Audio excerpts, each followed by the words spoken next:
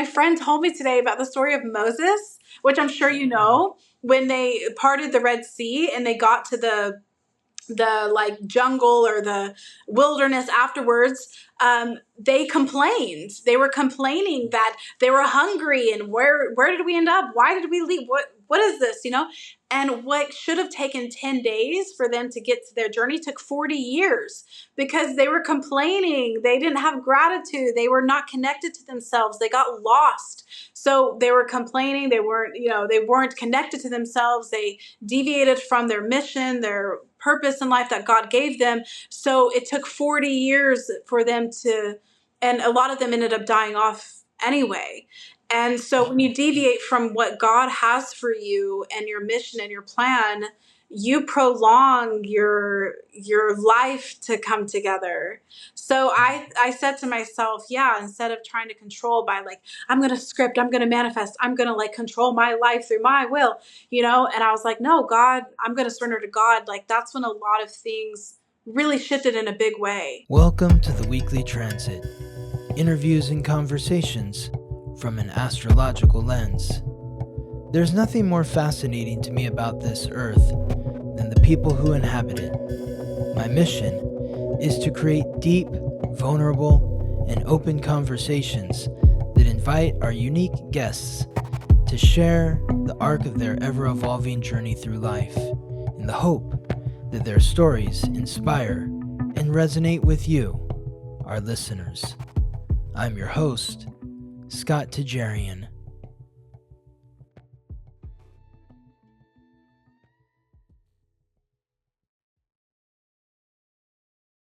What is up? Welcome to the Weekly Transit. I am here with my friend, the amazing Alexi Turner. Alexi is an author, a consultant, a coach for women, online brands, businesses, and a fashion designer.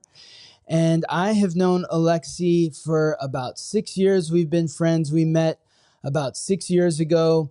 We were actually going to be doing a podcast together with another astrologer, but that ended up falling through. But, Alexi and I have stayed in touch over the years and remained friends. And I'm so excited to be here with Alexi, chatting with Alexi. And I'm excited for you to learn all about Alexi, just a fascinating woman who right now is in Riyadh, Saudi Arabia. So what is up, Alexi? Welcome to the Weekly Transit. Hi, Scott. Thank you so much for having me and for the introduction. So nice to be here with you. You're welcome. Yes, great to have you here. Tell me, what are you doing in Riyadh, Saudi Arabia? That's always the big question Exactly. I get. Riyadh is what I believe it's the next New York City. It's the next big city, at least in the Middle East. It is growing at lightning speed, even from when I was here a year ago. So many companies are coming here. There's so much innovation happening here. It's this like booming hustle and bustling place with just, it's like the world is your oyster in Riyadh, I feel. Really? And it's very exciting to be a part of. Yeah, I feel like it's kind of like where Dubai was maybe in 2006, 2007. Like it was getting a little bit of publicity and press and people were kind of like, what's Dubai? Like what's going on there? And it was kind of like building, that's how Riyadh is. But Riyadh actually is bigger than the entire United Arab Emirates. Like the amount of people in Riyadh is just as big as New York City. So it's even bigger than Dubai. And I love living here. I'm a Muslim lady and I love the culture here, the lifestyle here. The people here are amazing and it's safe, it's family friendly. And I love everything about it. Fashion, they have abayas. So yeah, wow. So I decided this is my new home.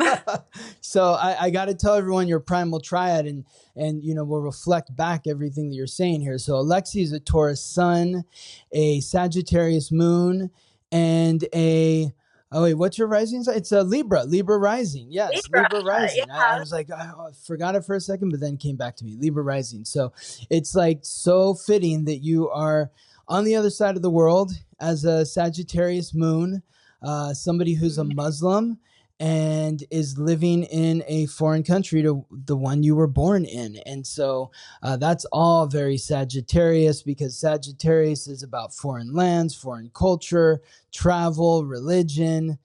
You feel that? Yeah.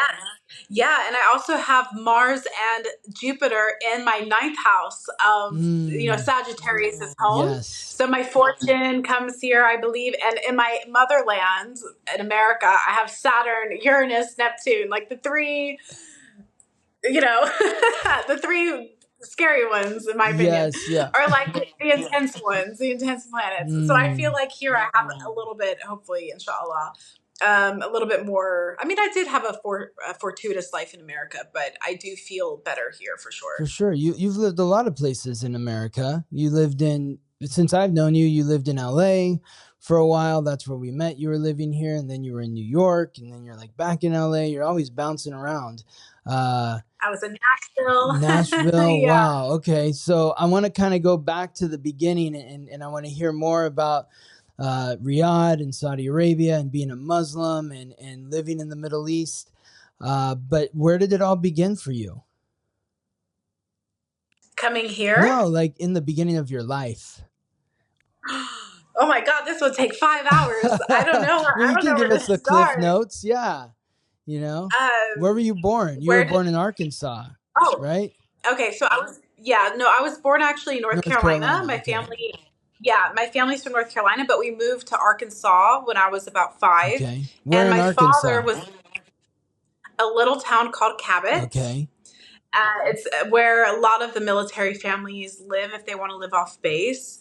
And my father was in the Air Force, and he was invited by Saudi Arabia to come here and train the military pilots. So my father lived here in the 80s and 90s, and he lived in Qatar, and he lived in Abu Dhabi. So he spent a lot of time in my childhood over in this region, which piqued my curiosity, I would say, So I grew up in Arkansas. Then we went back to North Carolina. We went to Tennessee, then North Carolina when I was about 12. And so I spent my, teenage years, I guess you can say, North Carolina. And then when I was 18, I moved to New York City, where I lived all throughout my 20s. And then I moved to Los Angeles when I was about 30 when I met you. I guess it was about 29, 30. And then I lived there. And, I didn't really feel like LA was, you go somewhere and you're just like, oh, this is me or this is not me. I never felt at home in LA. But the industry that I was working in and pursuing, of course, was in Los Angeles, and went through a major life shift there. And then I was like, and then COVID happened. And then, just, it's been a bit of a whirlwind. I do feel to some degree that, I think especially in the manifestation community, the spiritual community, we want to believe that we have this innate power and control over our life. And I feel like I want to believe that and have control over my life, but I feel like God is always moving me and moving me to places that I would have never thought of. And my life is just a constant adventure.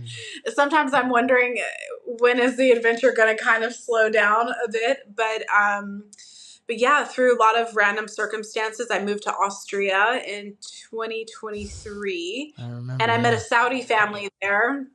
And they became, out of all the people in Austria, I spent the summer with a Saudi family who became good friends of mine. And then my dad and them were both like, you should go to Dubai. Like, you've always wanted to go to Dubai. Like, just, you're already over here. So I went to Dubai, fell in love with the culture and the region and the adhan. Like, whenever the Islamic prayers come on the mosque, it sounds this beautiful song, because the Quran is actually an Arabic song, and the way that the Arabic moves and the language and the vibrations is actually what is healing and what connects you to God.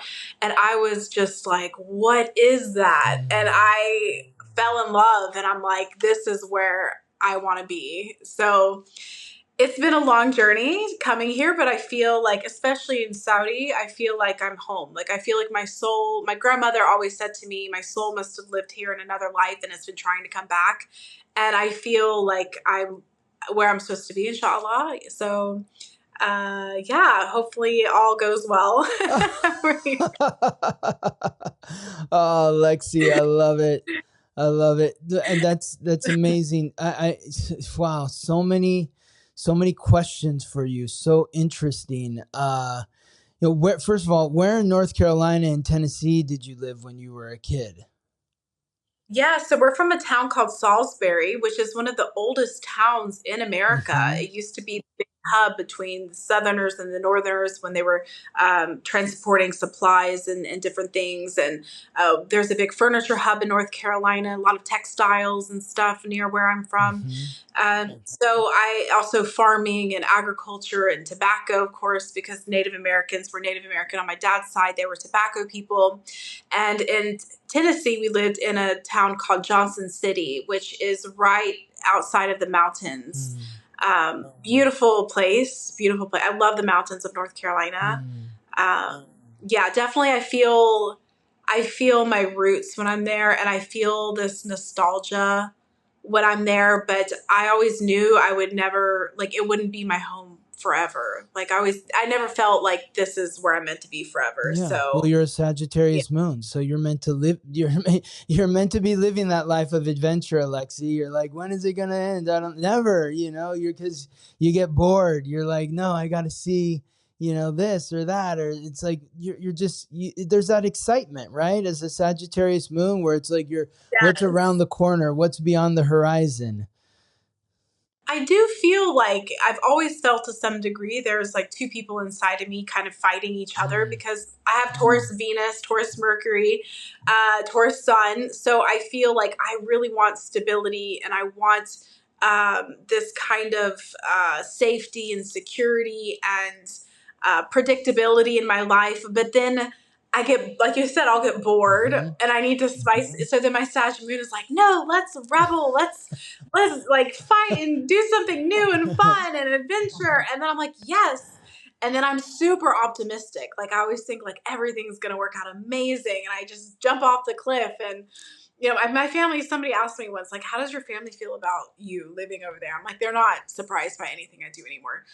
But then my Taurus side gets very nervous and is like, no, stability. Like we want security and we want predictability. So it's a bit difficult to be a blend of both of those things, I think. For sure. I mean, you're these stark contrasts where you have an eighth house Taurus stellium, and the eighth house is associated with the eighth sign, which is Scorpio. So that's like double fixed. And then you're a third house Sagittarius moon. And like you said, you've got Mars and Jupiter in the ninth house. Jupiter is the planetary ruler of the ninth house, and they're both in Gemini. So you've got 3 planets in mutable signs and houses and 3 planets in the fixed sign and house. So that contrast of mutability, like getting bored, getting anxious, like I got to see what else is out there, and the desire for calm, peaceful stability. And yeah. But I think that's like a part of your North Node, with like your North Node's in Pisces in the 5th house. And it's about having faith, like you mentioned control, like, these in the spiritual community, we want to think that we have control over what's going to happen in our lives. But, the reality is you have no control. You just have choices. And there's a probability that if you choose this instead of that, then maybe that happens instead of this, but there's no guarantees. Everything's up in the air. Yeah. Yes. I was just talking to my friend today about, she's Christian and I love religion. Part of the Sag nature is to like Christian, right? I didn't actually. Oh, okay. I thought you had more of a religious Christian background. Well, kind of. So my mom's father was a devout born again Christian. Like he read the Bible every time we would get together. We would hold hands at the table and he would read verses from the Bible and cry. He loved Jesus. He would have huge nativity scenes at his house and these epic Easter egg hunts, and he was always trying to get us to go to church. But my mom, she was a chemist and she's very into science. And I think she has her own karma. I don't know what else to say with her father. So I think she was a little bit like resistant to like what he's doing. And her sisters, my aunts, are all very religious too. So I grew up around religion, but in my home, we never really went to church. And I always felt a bit of like an outcast because when I lived in Arkansas, everybody was at church on Sunday and all the kids were in the church clubs. And I'd be like, Mom, like, I want to go to church. You know, I want to learn about what's going on over there. So I've always been a bit of a seeker. And I love reading about religion. And, you know, in Islam is technically kind of, as we see it, first there came Judaism and then Christianity kind of like not finished Judaism, but like added on to it. And then Islam is kind of like the final thing that kind of connects all of it. So I believe there's truth in all of it. Mm-hmm. And I was talking to a friend today who's Christian. And she's a lovely woman and gives amazing advice about faith and having faith. And we were talking about the Jezebel spirit. I don't know if you're familiar with this term, but there's a term. So the Jezebel spirit, I'm not super well versed in it, but it's kind of like a low functioning spirit that, you know, embodies the human soul when, you know, I guess it can come into you through sexual abuse or whatever, like a trauma, essentially trauma. And it's a spirit that inhabits women mostly. And it will inhabit a woman and make her either prone to addiction or becoming, you know, promiscuous, or she will be a woman who wants to control everything. You know, she has control issues.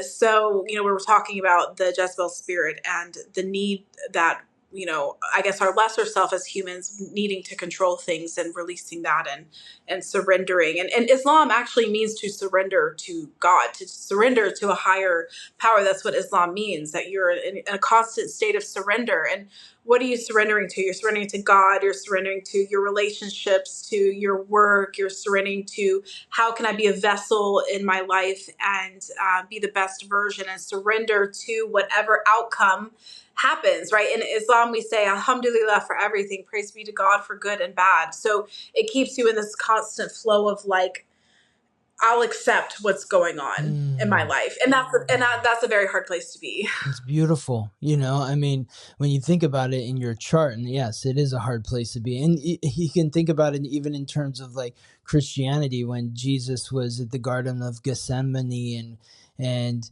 you know, was like, do I have to do this, you know, to God? And he's like, you know, I don't want to do it, but if I will, do I have to drink from this cup, you know? He's like, I don't want to do it, but your will be done. You know, if I have to suffer through this, then I will. And, you know, but when I think of your North Node in Pisces in the 5th house, it's about following your heart, having that, you know, who is influencing or what is influencing your heart? It's Allah, right? You know, the creator of your heart, the desire of your heart. And so just have faith in whatever your heart is saying to you, and you're going to be guided in the right direction. There may be twists and turns and bumps along the way, but your soul is going to expand and grow through the experience. Yes. I think, you know, that's definitely me following my heart. I feel like I do follow my heart with every decision I make. And sometimes, you know, life is not always fair, even when you follow your heart, you know, and that's kind of like the real difficulty is like having peace with, even if you follow your heart and maybe it doesn't really work out, accepting that, you know, God knows what's best for you. And, you know, and that's kind of the interesting, like, difficulty, because I was Buddhist for 13 years. Okay. I Yes. didn't mention that, you know? So I was Buddhist, okay. and in Buddhism, they're like, if things don't work out the way you want it to, just chant. Just chant for 10 hours. Change your karma. Do human revolution. You can change this. Whereas in Islam, it's like, well, you can pray to God, but you don't really have control at the same time. Maybe he'll change things for you, or he'll accept a prayer or wish or whatever. But, you know, Buddhism has this idea that like anything you can change, anything you can have. And Islam is more of like, well, yeah, but sometimes God knows what's better for you. Maybe this thing you're chanting 1,000 hours a whatever day for, week for, is not the best thing for you. Maybe there's something better for you. So it's this interesting kind of confusion sometimes I feel, where I'm like, okay, no, this is what I want. This is what I'm going to do. This is what I'm going to have. But then also being like, okay, I'll also surrender to maybe that's not for me. Maybe, I don't know. So yeah, definitely going through a bit of a challenge with that. Yeah. Tell me more. Well, it's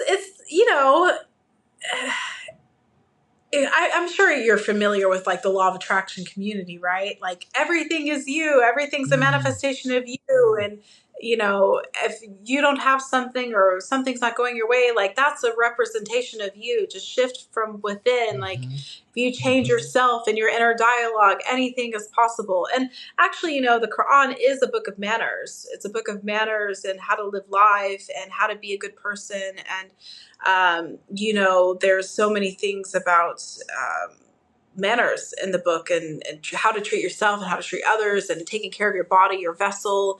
There's herbs and, things like that. So it is a book of self-development, but, I guess that there's always that confusion of, okay, well, am I not where I want to be because I do have a block within me, because I do have some kind of obstacle, like inside of me, that's preventing this from happening, that I need to shift? And do I have resistance? Do I have like pain I need to release and heal, right? Do I need to be on this constant healing journey, or do I just need to accept everything as it is? Right. Yeah. Which is it? That's the, that's the confusing thing. I think it's both. I think you need to be in a constant state of acceptance, but you also need to be aware of what is occurring around you that you don't really like. And is there something within me that I can shift in order to shift the world around me? I don't think it's one or the other. I think it's both. And what are your thoughts on, there's a full moon eclipse happening? Oh, it already, right now. It already happened. It was 2 nights ago. Last night, 2 nights ago. 2 nights ago. Yeah. Because Scott, I have been a bunch of tears over here. Yeah. I have been waterworks. Yeah, and my friends like, it's the eclipse, you're perfect. Well, when you think about it, like the eclipse, and of course, this is going to be airing much later than the time that we're recording it. But like, let's talk about that, because this eclipse is very powerful. It's in Virgo, and Virgo is one of the controlling signs. Right. And you're a Taurus, another very controlling sign. It's that earth frequency that wants to see it, taste it, touch it, smell it, feel it. And if you can't, then something feels off. And so your North Node is in Pisces, and the sun during the eclipse, the full moon lunar eclipse, is in Pisces. And so that is about releasing control and having faith that everything as it is as it is, as it's meant to be, is in your highest good. It's about that, being in that state of acceptance. It doesn't mean that if you're miserable right now, that it has to be, you have to accept that you're miserable the rest of your life. We should all understand by now that the sun goes up, the sun comes down, the tide rolls in, the tide rolls out. You feel good, you feel bad, you feel good, you feel bad. It goes back and forth, but in our society, of like social media and just, the hype of it all. It's like, oh, I want to live my best life. And your best life is up and down, it's not always up. Even like if you live in the North Pole, let's say, like above the Arctic Circle, it can be sunny all summer long and the sun never really goes down. But then you have to deal with the winter where the sun never shines. There's always a balance. Yeah. You understand that as a Libra rising. That's fairness. There's a quote. Yeah, there's a quote in Buddhism that we say. It's simple but profound, but it says winter will always turn to spring. The flowers will always bloom after the dead of winter, and yeah. Exactly. So, let the tears flow, because they're moving something within you that is stuck and needs to be cleared. if you're trying to prevent the tears or the sadness or the anger, it's only going to fester. You have to acknowledge it. Do you feel like the North Node is the most important? I mean, I know everything in a chart is important to look at, but do you think that that is something that you should really hone in on? Absolutely. I feel like the North Node is the key to everything. You know, it's like when people, it's like leading into that lunar eclipse. I did a post on Instagram and people were like, oh, you know, someone reached out and was like, what's going on? Like, when's it going to stop? You know, like people say that to me all the time. Like, when are the transits going to get better? And it's like, it's up to you. You know, like the transits are not here to hurt you, to harm you, to make life difficult for you. But they are here to guide you, remind you, push you, nudge you, grind you to that North Node.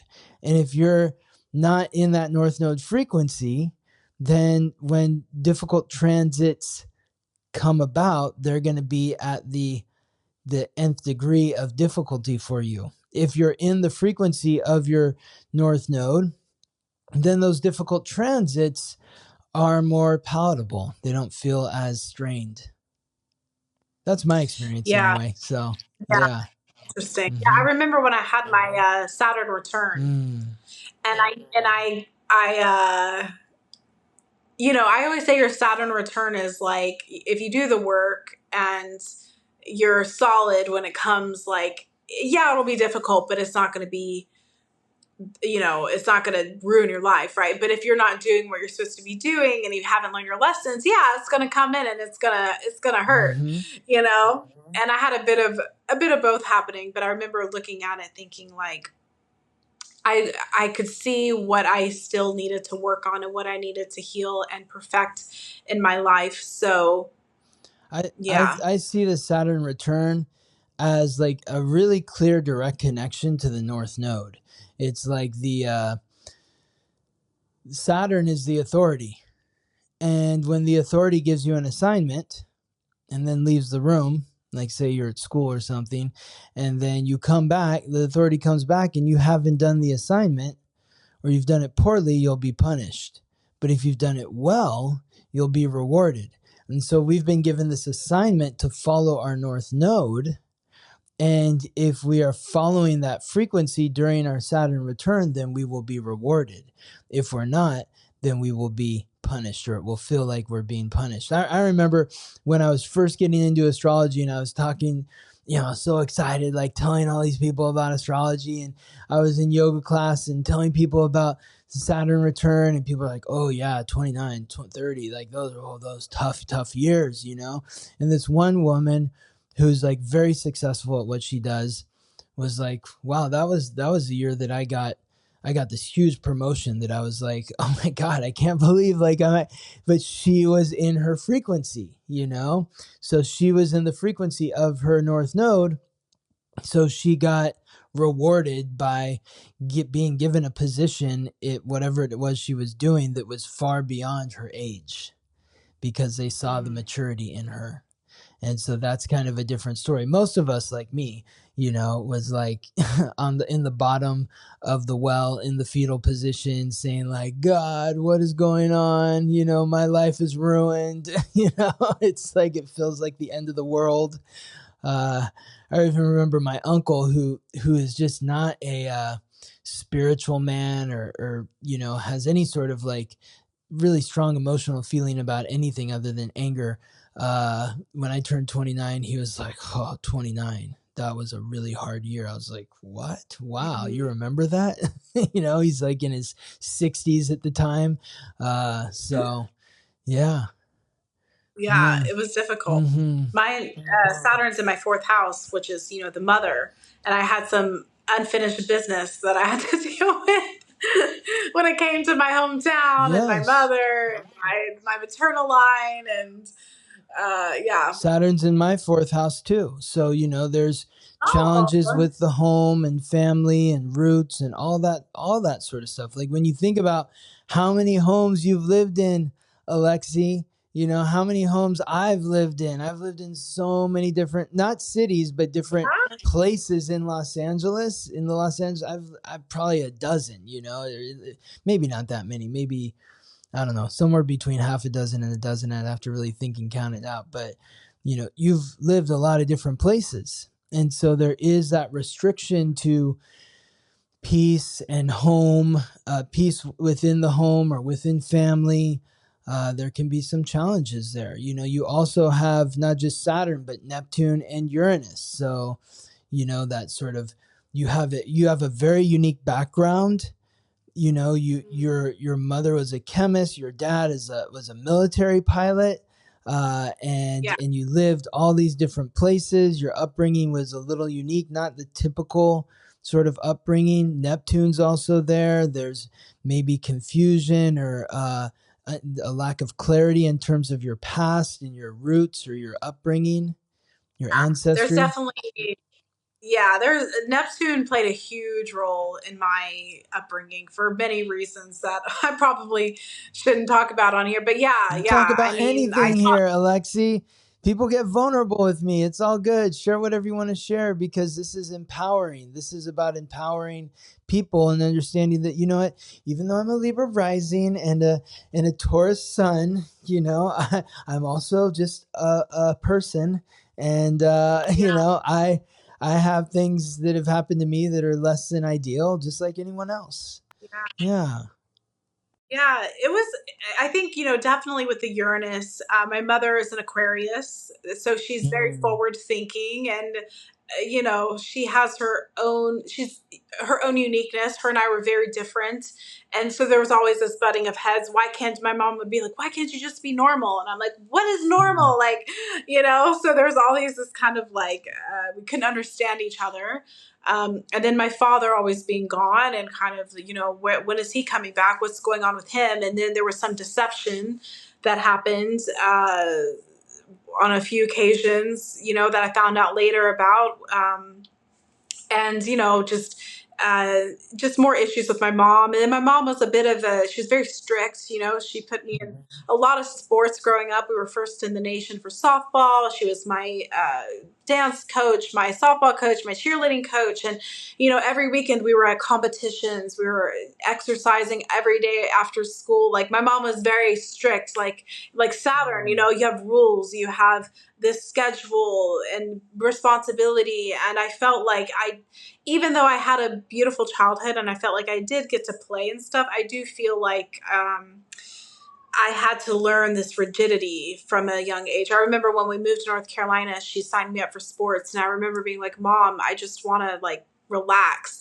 But looking back, I'm so grateful for that because my mom taught me discipline. You know, I do have a competitive spirit in me. I think maybe that Sagittarius nature in me is quite competitive.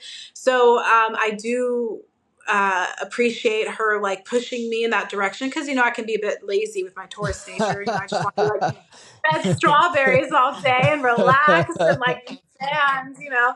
So you know, she really helped me with that. But I think there's a lot of family karma, and it's hard because I live in this region right now in Saudi Arabia where people are like, oh, just, you know, things are hard, just go live with your family, just your family's always there, you know, your family this, they're very much about family. But I had a very eclectic upbringing, and I don't have that kind of family stability. You know, my parents divorced when I was 12. My dad got remarried. My mom's also remarried now. And my dad kind of had his life with my stepmom. They had a child.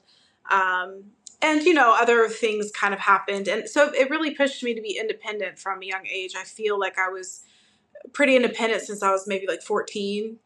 So it was easy for me to move to New York because I didn't feel like I had this really strong um, claw on me with my family being like, no, do this, do that.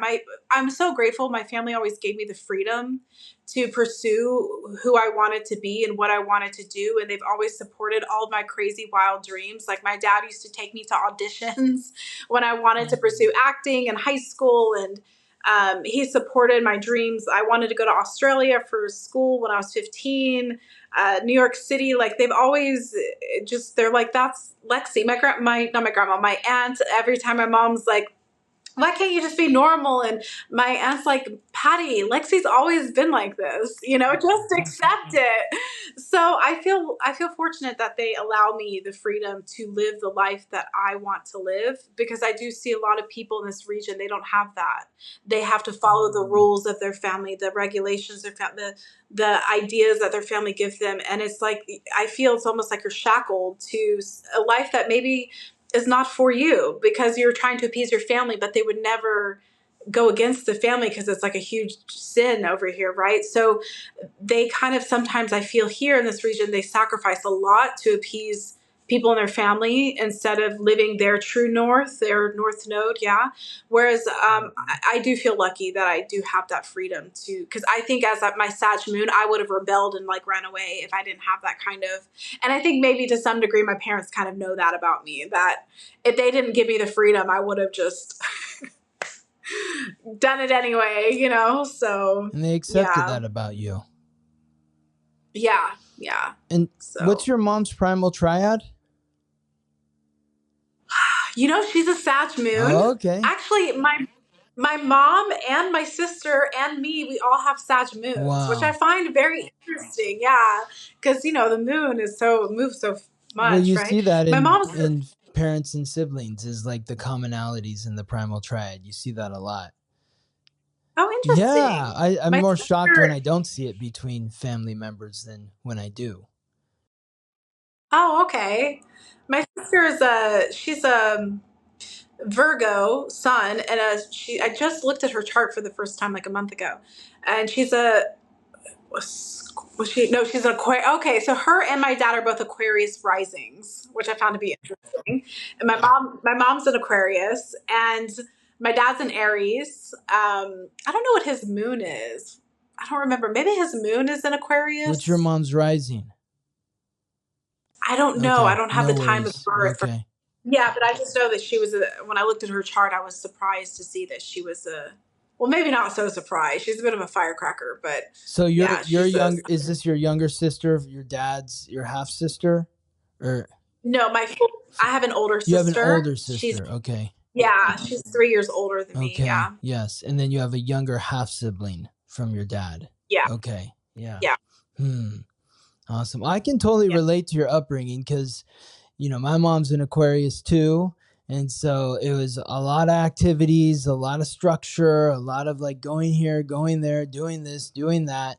My mom did say to me, I think in the last couple of years, she's like, I think I might have been too hard on you.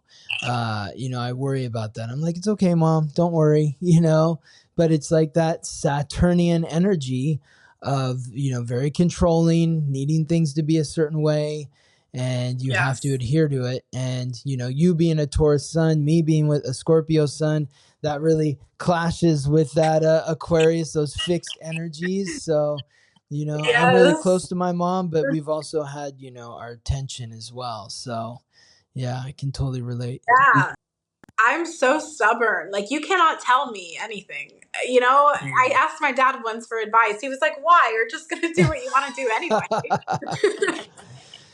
So where is your mom, your sister, and dad? Where are they all living these days? My dad is in Texas, and my mom is in North Carolina, and my sister's like on the line of North and South Carolina. So my family, they're still in that region. And I asked my dad once, how would you describe me and my sister, my half sister, in one word? And he said, my sister, the Virgo, he said, she's practical. He said, you are eclectic. And my half sister, she's a Leo. He said, she's creative. I thought that was a good observation of all of us. Very cool. Yeah. When I think about the divorce and Uranus in the fourth house, shaking up your childhood in some way, that makes sense too, just thinking about that. But yeah. And then my dad married a French Canadian woman. So when we first met her, she had a very thick French accent. And now she has a Texas accent. She just lost her accent. Oh, really? Like Yeah, she Wow. just lost her French accent. So that was, different. And then my mom Very did move different. us quite a bit. So we moved a bit with my mom around, and my mom was engaged like four or five times. I don't know, maybe four times she was engaged. So a lot of different changes, growing up.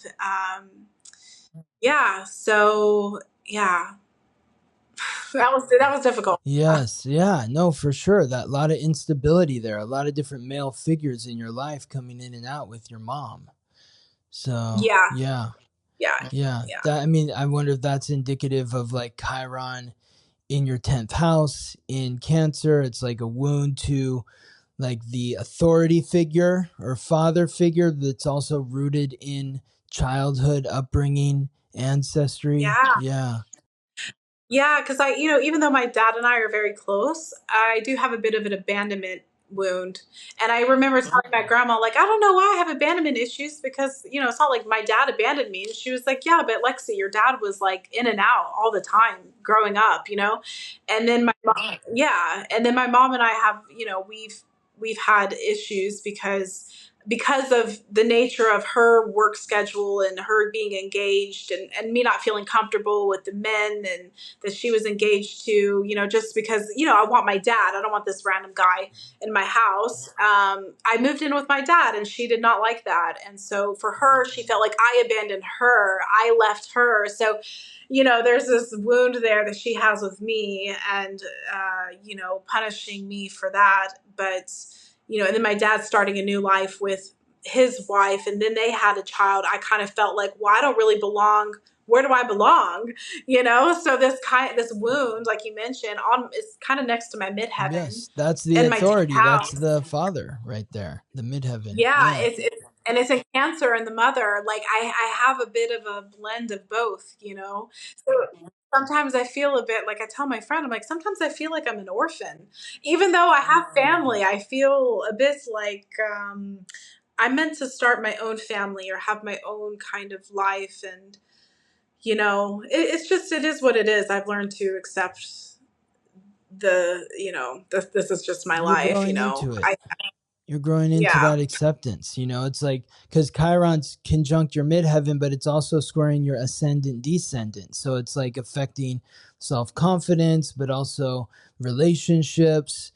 All of that comes up in relationships yeah. or with yourself. And yes. Right. I would say the big issue with Chiron that I have is that since it's on my midheaven, I feel when I do content and when I show up as a creative, my North Node and my fifth house of being creative, I feel like so exposed and I feel like everyone can see like what's inside of me and what I'm afraid of and all of my fears and and I get so nervous being on the internet, but it's like the more I post content and I do my thing, the more God rewards me. But then when I get criticized or whenever I like my rejection wound comes up or somebody might do a video talking meanly about me because I have 170,000 followers on my TikTok. It really hurts. Yes.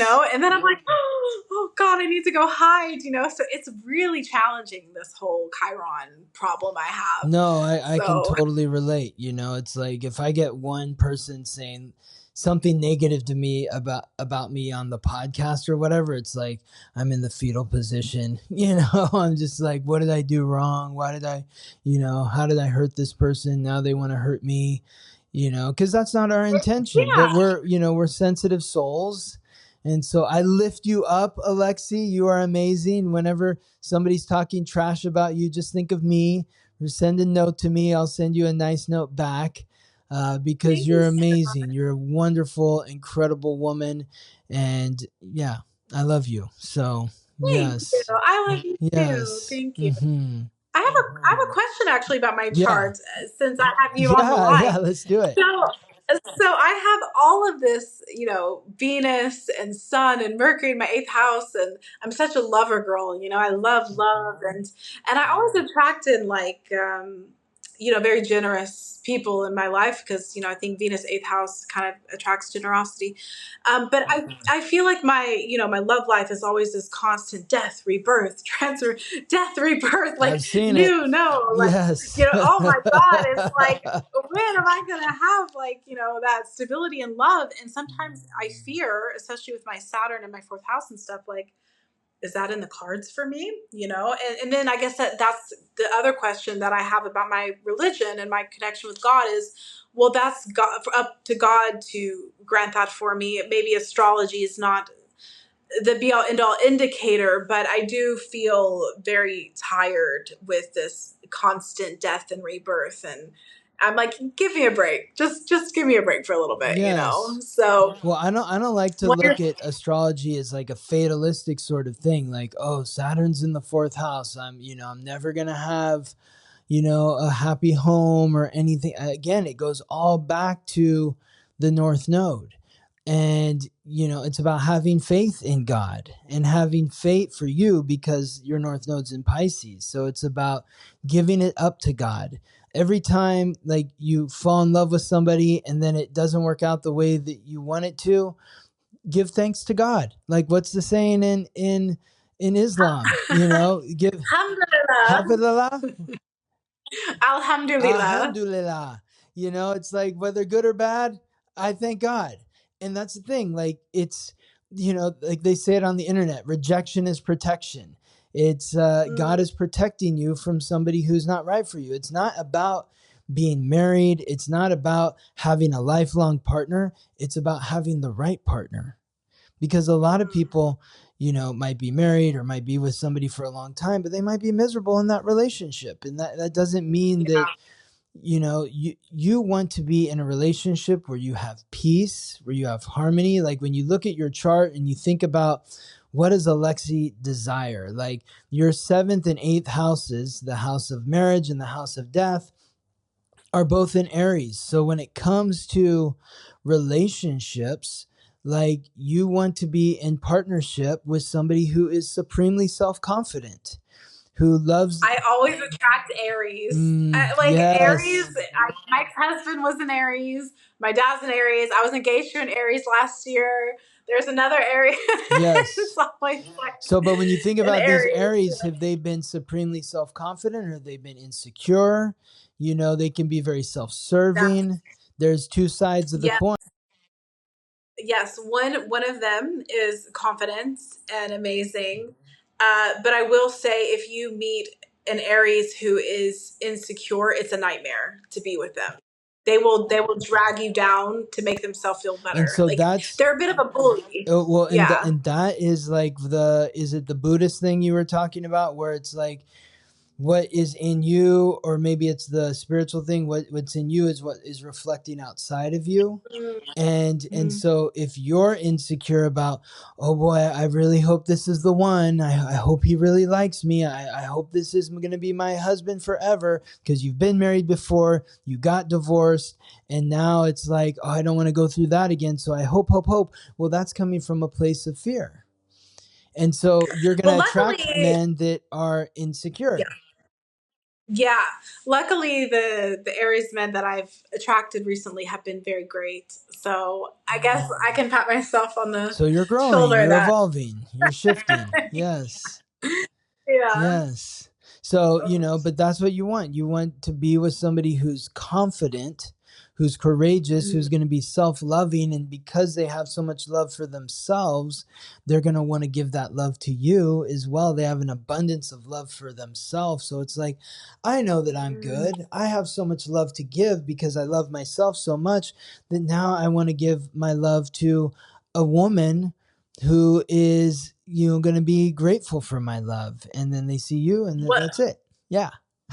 Yes. One thing that I have noticed that is such a powerful trait in a partner, maybe also for women, but definitely for men, is to have a man with courage. Like a man who has courage to like do what he's meant to do, to follow to live the life that he wants to have. Because if a man doesn't have courage, nothing else really works from there, And this is you know, when you think of like, when I ask ladies, what do you want in a man? They're like, oh, I want him to be successful and I want him to be like generous and rich, you know, but actually courage, I think, is really the foundation of a good man. Yeah, exactly. Yeah. What is that about? What does that mean to you, courage? And why is that the foundation for a man? I mean, I can say why I think, but I want to hear from you. Because if a man has courage, he fights for his beliefs. He fights for what he believes in. And if you don't fight for what you believe in, you're a coward.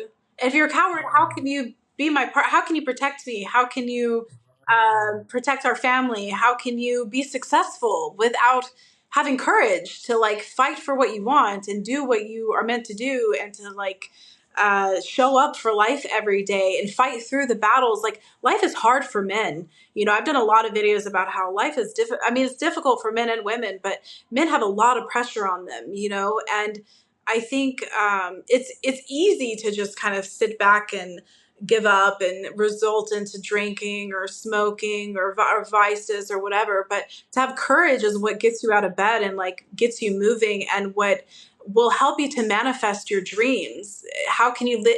And when a man is fully functioning in his dreams and his potential, that's when he's confident. That's when he can be a great partner for you. But if you have a man that has no courage and he's kind of a coward and he's, you know, he can't do those things, how can he be a good partner for a woman? And how can he inspire you as a woman?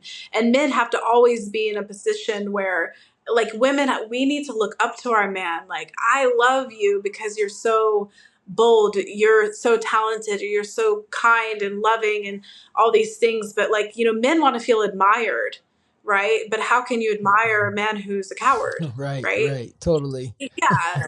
So, Mm. yeah. What are your Is thoughts? no, I mean exactly the same. I think that it's it's part of the divine masculine, you know, is to be supremely confident, where you're not trying to step on anyone else, but you have a very clear self-awareness of who you are, what you bring, and you're willing to take the steps forward to achieve whatever you're going after. That nothing's going to hold you back, and you can make a decision when you need to. You're not going to be floundering around looking for someone else to tell you what to do. And I feel like there's kind of like you know, there's been a flip in our society over, like, I don't know however long ago it happened, but where it's like the men have become softer and more fearful and more passive, which is not that divine masculine frequency. Yeah. Yeah. Yeah, we like, you know, as women, we like a man who makes decisions, that we feel like we can follow him. He makes decisions. He's wise. You know, because decision making too is like the precipice of everything. Because if you can't make clear cut decisions, you can't move forward, right? And if you're a man who's too soft, and I mean, we like a soft man Well, too, right? I want a you man can who's be sensitive. sensitive, exactly, but that's part of courage. There's courage in being sensitive, in really softening to a woman. But if the woman is initiating, then the man is in the feminine, and then the woman feels less safe because they're the one that has to make the move. That's why the man asks the woman to get married and not the other way around. Because yeah. Yeah, women, we like to be pursued, and I think it's in a man's nature to um, also pursue a woman. And when you kind of you know, people like to fight the gender role thing, but when you fight like biology and how we're wired, like, you're kind of going against nature. And this is where I go into, I guess, my more religious beliefs, is I believe God made things the way they're supposed to be. You know, you're not supposed to move so far to change them, because that's dangerous territory, right? Like, technology can be helpful, but there's also a dangerous territory to AI, right? Because it's not really, you know, that's not what God intended for us. God didn't intend for us to eat artificial food made from a lab.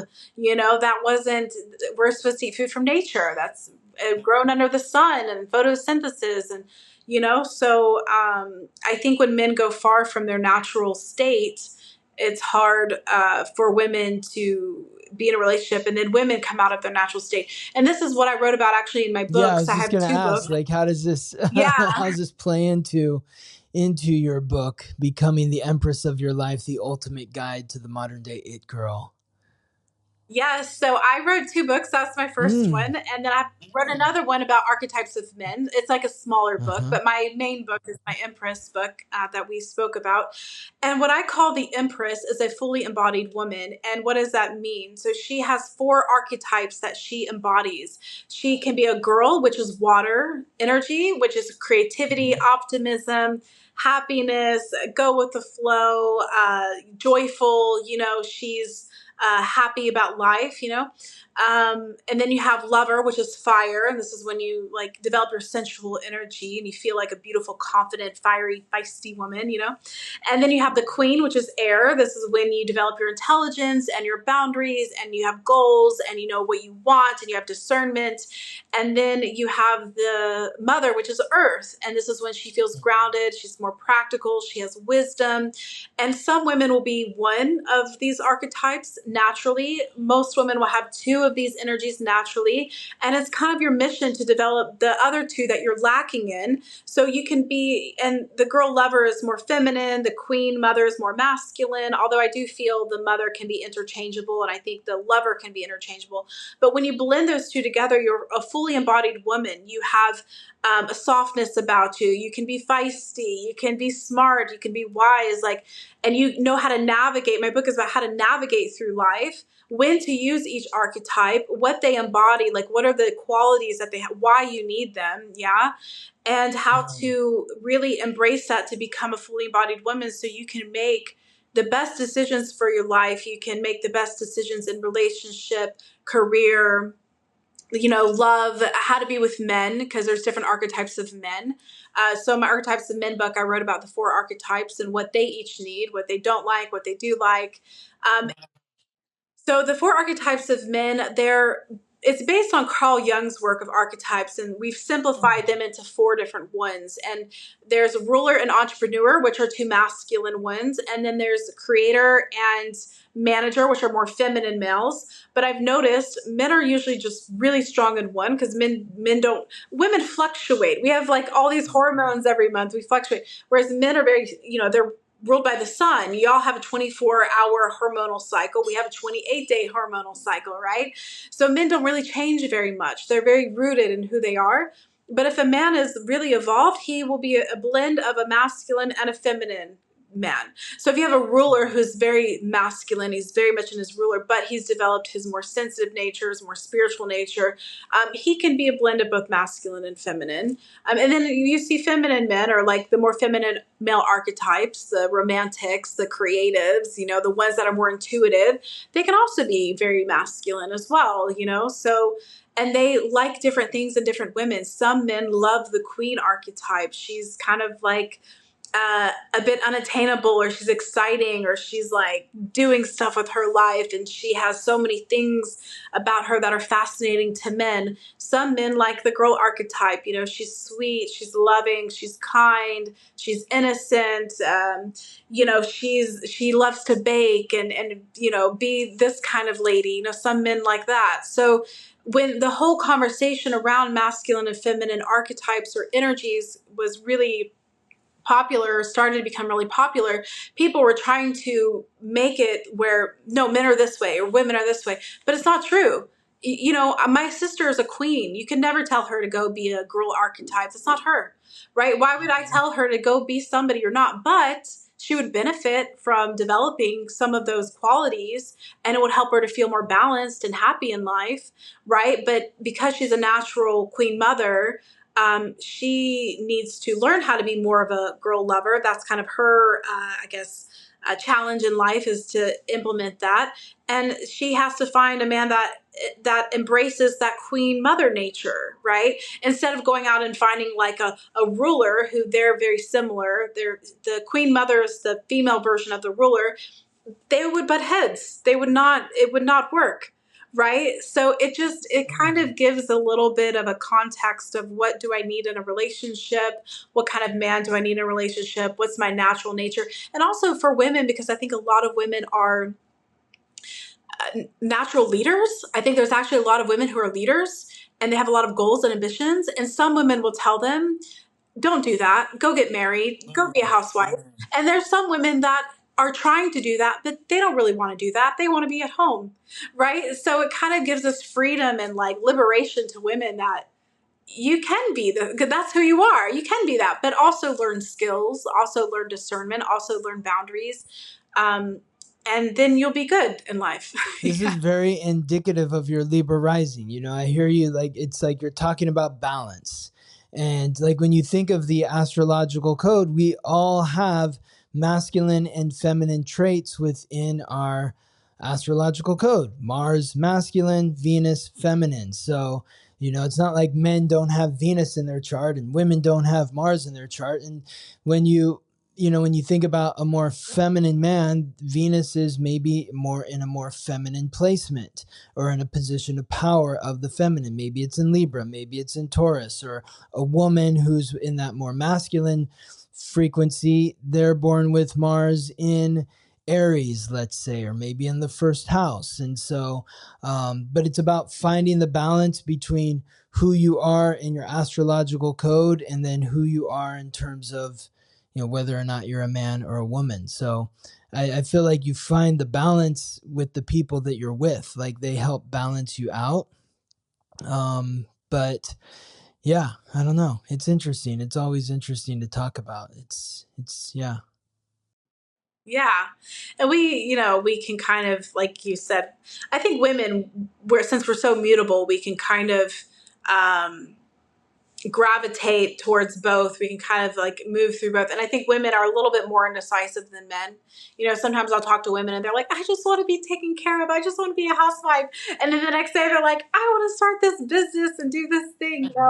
And so we have this like really fluid nature. And I think it does, sometimes it does depend on our environments, the people around us, right, who are inspiring us and who are motivating us or helping us to some degree. So, whereas men, I feel like they have a really, if they're in touch with themselves, they usually will have a really strong mission and nothing can stop them from that. They will, they will go for it and they won't really be distracted. They're just going to do what they're here to do, which is so admirable about men. I feel like, when you see a man who can't be distracted and he's just really on purpose, it's like, wow, it's commendable for sure. Yeah, Because inspiring. I think because women, we get so distracted by things. I get distracted by flowers like on the street. Men get distracted too, though, but I don't know. Maybe it's less so than women.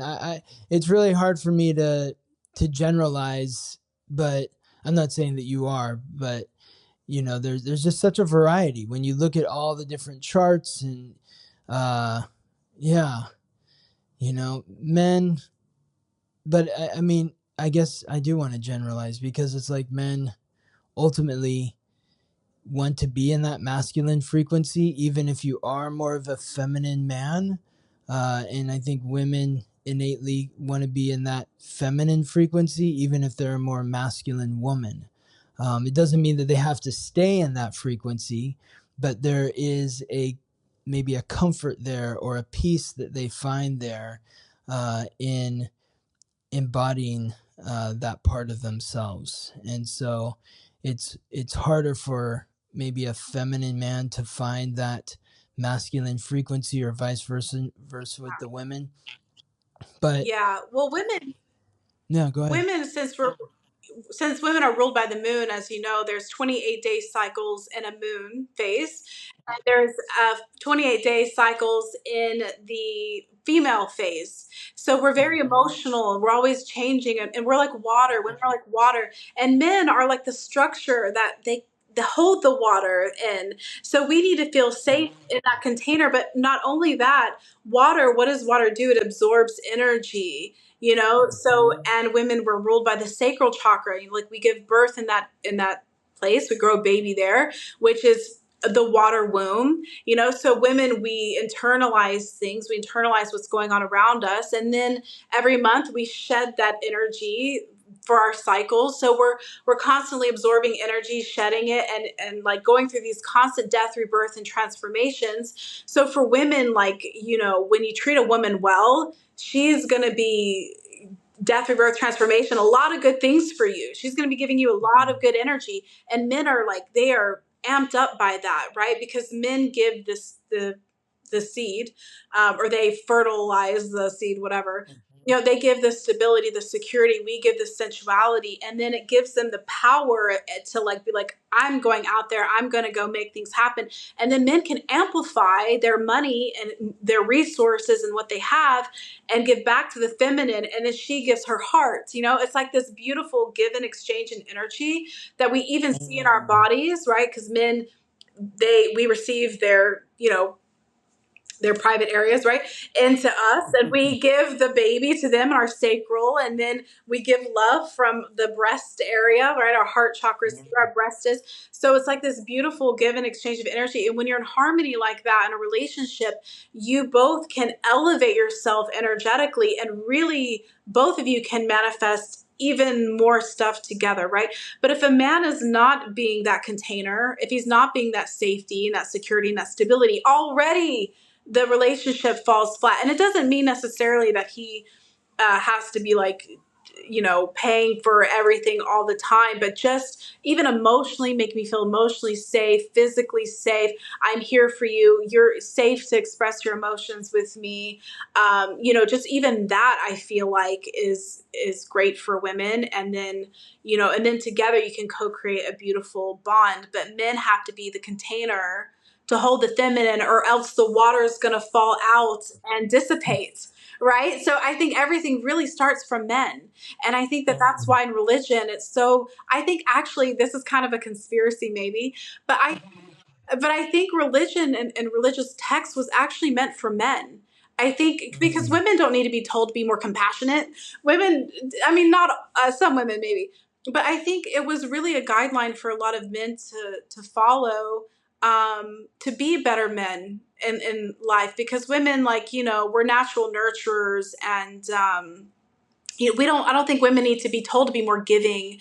We're already giving, but I think these are things, not all men, of course, but I do think a lot of religious text was guidelines for men. I mean, even fasting for Ramadan, I don't think women are supposed to fast for 30 days. Actually, it messed up my period cycle last year. I lost my period for a month, which is very not good, right? I think fasting was for men. I think. I think you're right. I agree. I mean, I think a woman's body is like, that's like the fertile ground where a baby's being made, and it doesn't really make sense if you're like starving. that body needs to be fed. A woman's body needs to be fed. A man, a little different. There's something like mental, it's like that 40 days, 40 nights of Jesus, in the desert sort of vibe, where it's like, it helps a man like maybe come to a greater focus or purpose. But a woman, it seems more depleting than anything. Yeah, because if women were giving, it's exhausting for us. Are you gonna fast I this mean, year? Are you gonna fast? yeah, Ramadan's happening right Are now, you so fasting yeah. right now? Well, we broke the fast, so Okay. it's nighttime Yeah, here. so you're able But to eat at yeah, night, but not during the day.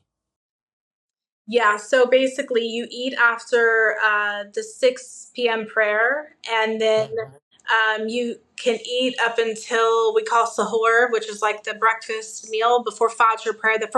So we pray 5 times a day, and the prayers are dependent on where the sun is. And Fajr prayer happens around 4:45 a.m. So between like 6 p.m. and 4:45, you can eat and drink, and then from like 4:45 a.m. till about 6 p.m., no water, no food, no nothing. And it's a very interesting thing because as a Taurus, I love food. I love to eat and I love to indulge. And my last Ramadan, last year was my first one, and it was so fascinating to me because when you break your fast, you're so hungry, right? And you just want to eat. And you order all this food, but then because you're fasting, your stomach shrinks. And it's like I remember like eating a meal for like 5 minutes, then I'm full. And I'm like, all day for 5 minutes of like of food and then I'm full. Like that's not fair, But it kind of like reminds you that everything is fleeting and pleasure is fleeting and pleasure is temporary, and you're sacrificing something for a greater cause, and it was just What is the interesting. cause? What is the greater cause that you're sacrificing for? So basically, Ramadan was during the time that the Quran was revealed. And it's a time where you reconnect with God, you listen to the Quran, you reconnect to your religion. You're fasting all day to remember God, to remember Allah. You're giving up food and drink for a few reasons. One is so you can have gratitude for what you have when the time comes to eat, and you can remember, I love food, and I am so blessed to have this food, and it's kind of that, like, you realize, especially I remember listening to a sheikh once saying, like, they don't know what it's like to starve, right, because they're wealthy, but during the fasting and Ramadan, like, they get a sense of what hunger feels like, so they can empathize with people who don't have a lot and then feel the gratitude. And Ramadan's also a time of charity and good cause and giving to others. And during Ramadan, they say that all the shaitans, all the devilish functions in the universe are chained. So it's a blessed time. It's time for family, and it's a time for prayer and reconnecting with your faith. So you're basically sacrificing like all the indulgences and the sins that, all humans kind of indulge in, to really give your all to your religion and your faith and to your God. Yeah. Wow. How many days is that? It's about a Oh, month. wow. Okay. Yeah. Yeah. It starts on the new moon. Uh-huh. So it always starts on the crescent moon because Islam goes by the lunar cycle. So that's why when you see things about Islam, there's always like a crescent moon. Yeah. So to me, yeah, it feels, yeah, I like it. Yeah. So it's basically the full lunar phase that we go through. And then I believe it ends on the 28th. What is So. the food like in Saudi Arabia? Oh my gosh, Scott, it's amazing. You should go to Dubai during Ramadan. Oh my God, the feasts. I mean, here people, I love this culture. It's so similar to the South in America, where we love good food and we love hospitality and giving. Here, I mean, they just love to feed you. I had somebody send me 2 boxes of dates. So typically when you end a fast, you'll end it with eating dates. And after the dates, typically you'll have some lentil soup. And then from the soup, you'll have, they have something called kapsa, which is like the national dish, which is like a chicken and rice dish. And, barbecue, kebab, rice, dalma, all this kind of stuff, Middle Eastern cuisines. So, but in Dubai, it's amazing. Like all the big resorts and hotels, and they set up these huge displays of food and dessert tables, and it's like a feast, and it's interesting. So if you ever decide to come to Dubai, Scott, come during Ramadan. I think you would have an amazing But then I have to fast during the day. You don't have to No, fast. I don't. I mean, It's not like, so because I'm not Muslim, I don't have to do it. They don't care if I'm doing that or not. no. No. It's very open. Dubai is very open. I would say Riyadh definitely not as well, but Riyadh is a little bit more religious in the sense that sometimes you can't order food because it's during the fasting time, or sometimes but Dubai is very open. It's very It's more touristy there. Yeah, there's like, it's a lot of tourists. It's not as religious, and yeah. What's the difference between Dubai and Riyadh besides what you just told me? Well, so the UAE is its own country, of course. Mm-hmm. Saudi Arabia is its own country, and these are called like the Gulf countries, right? They have their own leadership, their own thing. I love the UAE because I really like Sheikh Zayed, who is the founder of the UAE, and Sheikh Maktoum. They're visionaries. They love their people, And they set up a system to where their people will always have housing. They give their people their own land. They pay for their weddings. They give them, like, they really take care of their locals there and the people. It's a very they're both very generous cultures, very family focused. It's interesting. All the countries kind of in some ways compete with each other about different things. But Dubai, it's been open for much longer. Like, you have to remember that Saudi Arabia did not allow tourism until I think 2018 or maybe 2020. Oh, wow. So, yes, and the culture here is it was very closed. Like, you'll see a lot of houses here that have very small windows, and a lot of ladies wearing the niqab, which is the face covering, which I was told that originally the niqab wasn't for religious reasons. It was because when ladies were living in the desert before the houses, there was a lot of sandstorms, and there still is a lot of sandstorms. So it was there to actually protect the face. A lot of the houses have small windows because it gets so hot that, like, they want to keep the sun out. But also some houses, traditionally, the men are traditionally like, I don't want people seeing my woman or my family and our privacy. So a lot of the old traditional homes, don't have a lot of windows. So it's, whereas in Dubai, it's definitely more open. Modern. It's definitely more open.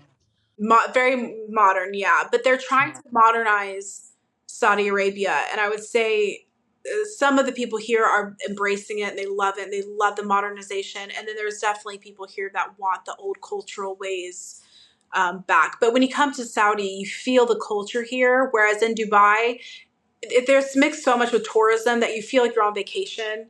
But it's a beautiful vacation, but you don't feel the culture as much. I feel. Yeah. Okay. Yeah. What's a sheikh? What is that? So there's two types of sheikhs. There's a sheikh like a king or like a leader, right? And there's also like a religious sheikh at the mosque. So So that's like the yeah, priest, the king and the priest type of yeah, scene. something like And that. so you said Yeah. in Dubai they set it up so that like everybody has everything that they need. They have housing, they pay for the weddings. Like, how did that all come about? Yeah. So Sheikh Zayed, he's a very interesting man, an amazing leader. When the UAE was founded, it was like in 1976. I don't quote me. It's sometime around that. And they knew that they were about to get wealthy from oil and whatever they had, their resources. And Sheikh Zayed, who was the leader and the founder of the UAE, was like, I never want my people to perish. I never want them to go hungry. So he set up a fund that all locals get a plot of land. Used to, they would actually give them houses. I think now they don't give houses. Maybe they give like loans or something. I don't know. If you're ever broke as a local, you can go to the government. They'll give you money. They'll give you assistance. They give you free health care. They pay for your kids' education. They even give you, I think, an allowance, I was told, for like housekeepers and stuff to come in and maintain the home. They pay for your wedding. Like, they basically have a fund with all their money they have that is for the local population, so they never have to struggle. And they all have really good salaries at their jobs, even if it's not a high profile job. He basically said, I want my people to always thrive and be successful. And they even pay for their people to go abroad, to study, to learn about other cultures, to come back. So they're very much, and that's why I like this region, is because their leadership in all these countries really care about their people. They care about the leadership. They care about the well-being of their people. They care about the intelligence of their people, the well-being of they want to be the best. And this is why I like a kingdom.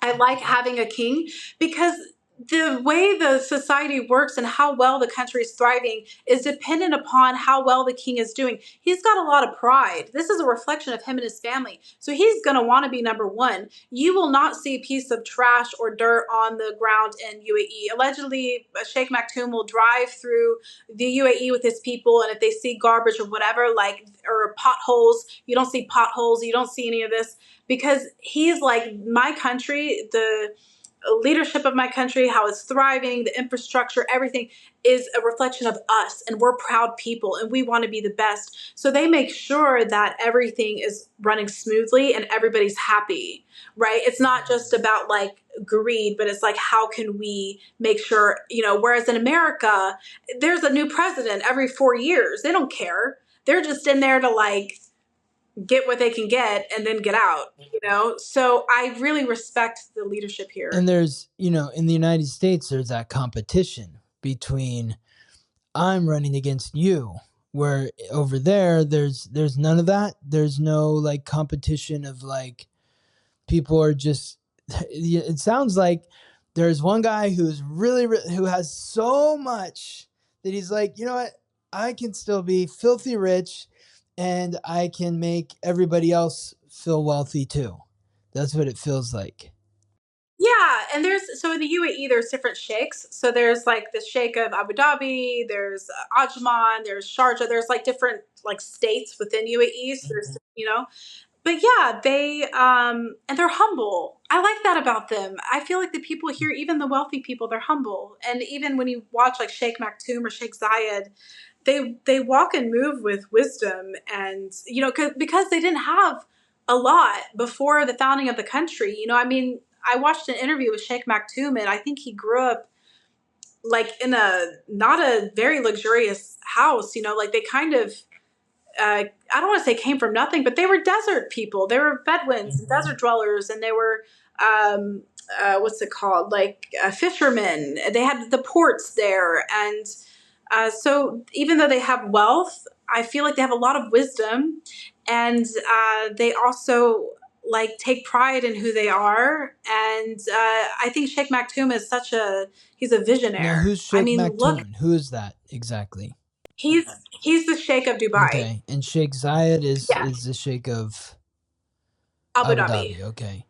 Yeah. And they're still around. Sheikh Zayed has passed away, but he has his son as a successor. I don't know if it's a son, pretty sure it's a son, as a successor. And originally Abu Dhabi and Dubai, they had a bit of a friction between each other because Abu Dhabi was getting all this oil. Dubai doesn't have oil money. It functions mostly off of tourism. And real estate now, and Abu Dhabi was where the oil money was. That's where all the oil is there. So originally, a lot of the infrastructure and everything happening in Dubai was from the funding of Abu Dhabi, helping Dubai, and they had some difficulties through all of this. But now everybody's pretty in sync with each other, and there's a lot of respect between the leaderships. But Sheikh Zayed, the original Sheikh Zayed, he was the founder of the UAE. So he's like the big daddy of the region. And these are just the sheikhs of the different, Dubai, Ajman, the different like cities, if you will. Kind of like Los Angeles, San Diego, San Francisco. Sure. I guess. Yeah. And you said Sheikh Maktoum, he is a visionary. What makes him a vision? Because he created Dubai. I mean, it was a a desert city until like 20, 30 years ago. Then it became like this metropolis. Yeah, even, I have friends that are like 40, and they told me, even when they were in college at 20 years old, the area where the Dubai Marina is, this beautiful, like high rises and tourist stuff and beach and all malls. He was like, this was where we played soccer. There was nothing here. I mean, the way that Dubai grew so fast and, brought in all these industries and was able to do what they did. And when you go to Dubai, like even the restaurants are innovative. Like they're always trying to like outdo themselves. Like there's always some new idea. There's always some new thing. And it's really inspiring to be around. Yeah. What's your favorite thing to do in Dubai? I love the beach. What's that like? Well, it depends on the time of year. But when it's nice, because it gets very humid over here. Oh my gosh, the summertime is so humid you can't breathe. But during the winter time, like the water is clear, it's warm, it's nice, it's very salty, which sometimes is, you get out and it's a little sticky, but it's nice. I love the camels. Are the beaches wide? Are they narrow? What's the sand like? I'll say they're wide. Yeah. They're wide. A lot Yeah, of clear sand, sand. clear, like, Yeah, is it like white sand or is it more of a I would say brown white sand? Are there white how many sand. Yeah, people are on the beach? a lot. Yeah. There's a lot of people. And what are Yeah, I people mean, it's definitely. wearing? Are they wearing conservative clothing because it's like the religious thing? Or are they wearing bikinis and stuff? Or No. Yeah, Dubai is totally open. I mean, you see people walking around with belly shirts on in the mall and shorts, and and I wish they would have maybe kept a little bit more of the modest rules, because in Saudi Arabia, it's definitely, you don't have to wear a baya, but you have to be modest. Dubai is totally like, you can wear a bikini and, so no one's there's wearing a no problem. bikini in Riyadh at the pool. No. No. Well, here in Riyadh, Riyadh's in the middle of the desert, Okay. so it's not by a Yeah, but if beach. you go to like But the hotel, is there a pool? yeah, Are people wearing a one piece? Or are they showing any skin or what is that like? so I believe at the hotels there is a female pool and a male pool. Or yeah, I think there's definitely the segregation still here. I don't know if it's in all hotels, but because I had a friend here who asked me to come to the pool, the women's pool at some hotel with her one day. So yeah, it's still a little bit segregated. But if you go to the Red Sea in Saudi Arabia, it looks like the Maldives. It's like blue, beautiful water and white sand beaches. And I think the Red Sea is going to be like a huge They've done a tourist lot of hub. development there.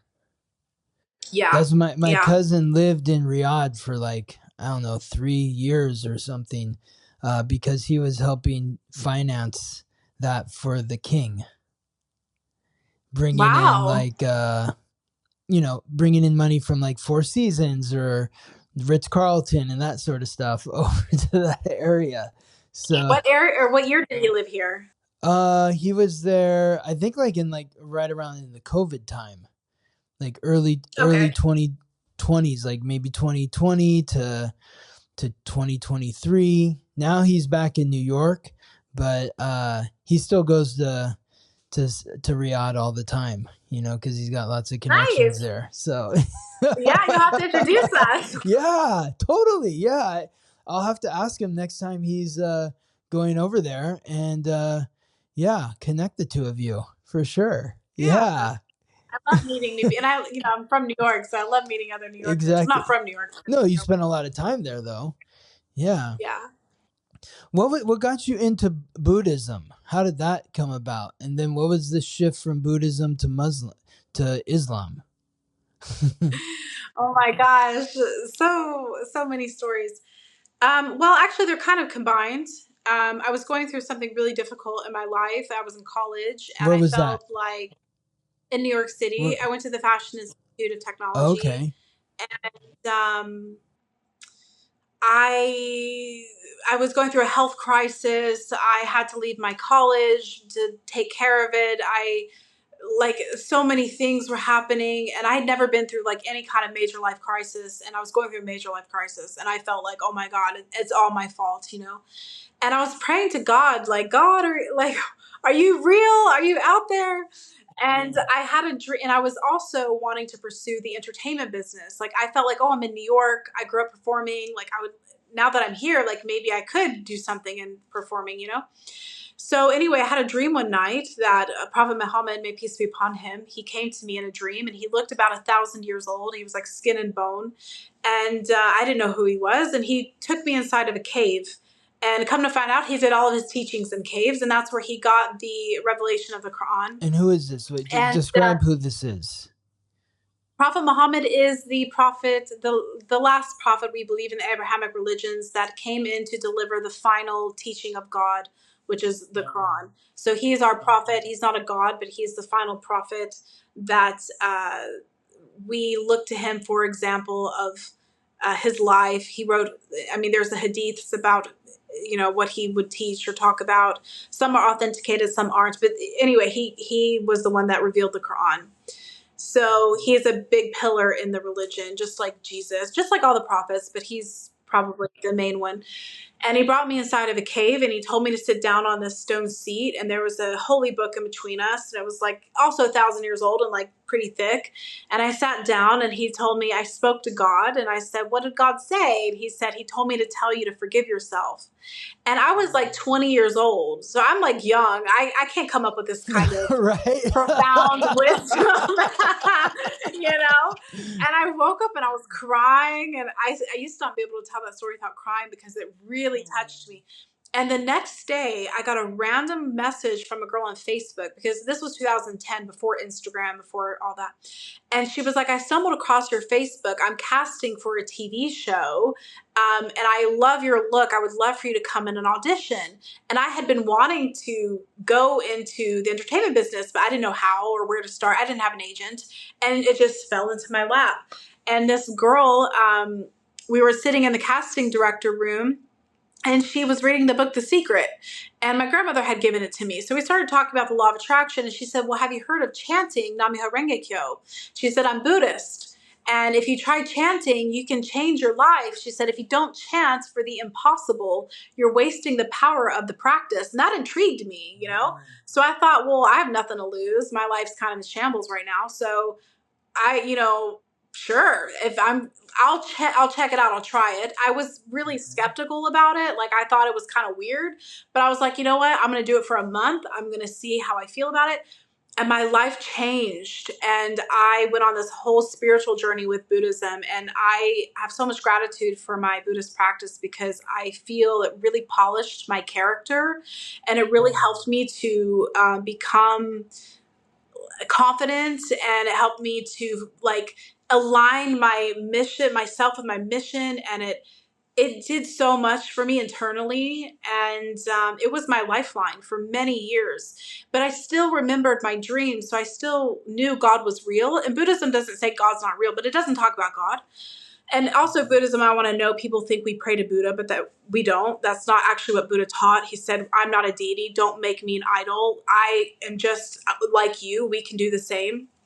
So then years later, I did my TikTok and I had a gentleman reach out to me asking if I was Muslim, because a lot of what I talk about, he said, is in the Quran. I was curious. So I started searching and seeking, and I looked into all the other religions, and Islam always kind of followed me, but I never really looked into it. And where were you living at the time when this happened? I was living in California. Okay. I was living in California. Yeah. And then he kept trying to send me an English version of the Quran, but I was traveling. I was in Mexico. I was here. I was there. So I never was able to get it from him. And then I wound up in Austria, and I mentioned how I befriended the Saudi family. And then my Saudi friend, his mom was talking to me about Islam. And so I'm still searching and seeking. And they were not very pushy, but they were planting seeds. So anyway, they were like, go to Dubai, because my visa was up in Europe.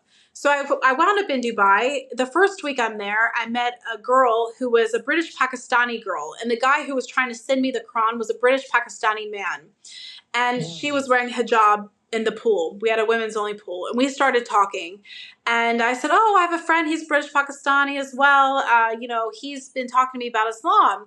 She said, well, do you have an English version of the Quran by any chance? I said, no. He's been trying to mail me one, but I've been bouncing around and traveling so much. And she said, I was at the Quranic Park yesterday, and the sheikh came up to me and gave me an English version of the Quran and said, find a seeker who's a non-believer and give this to them.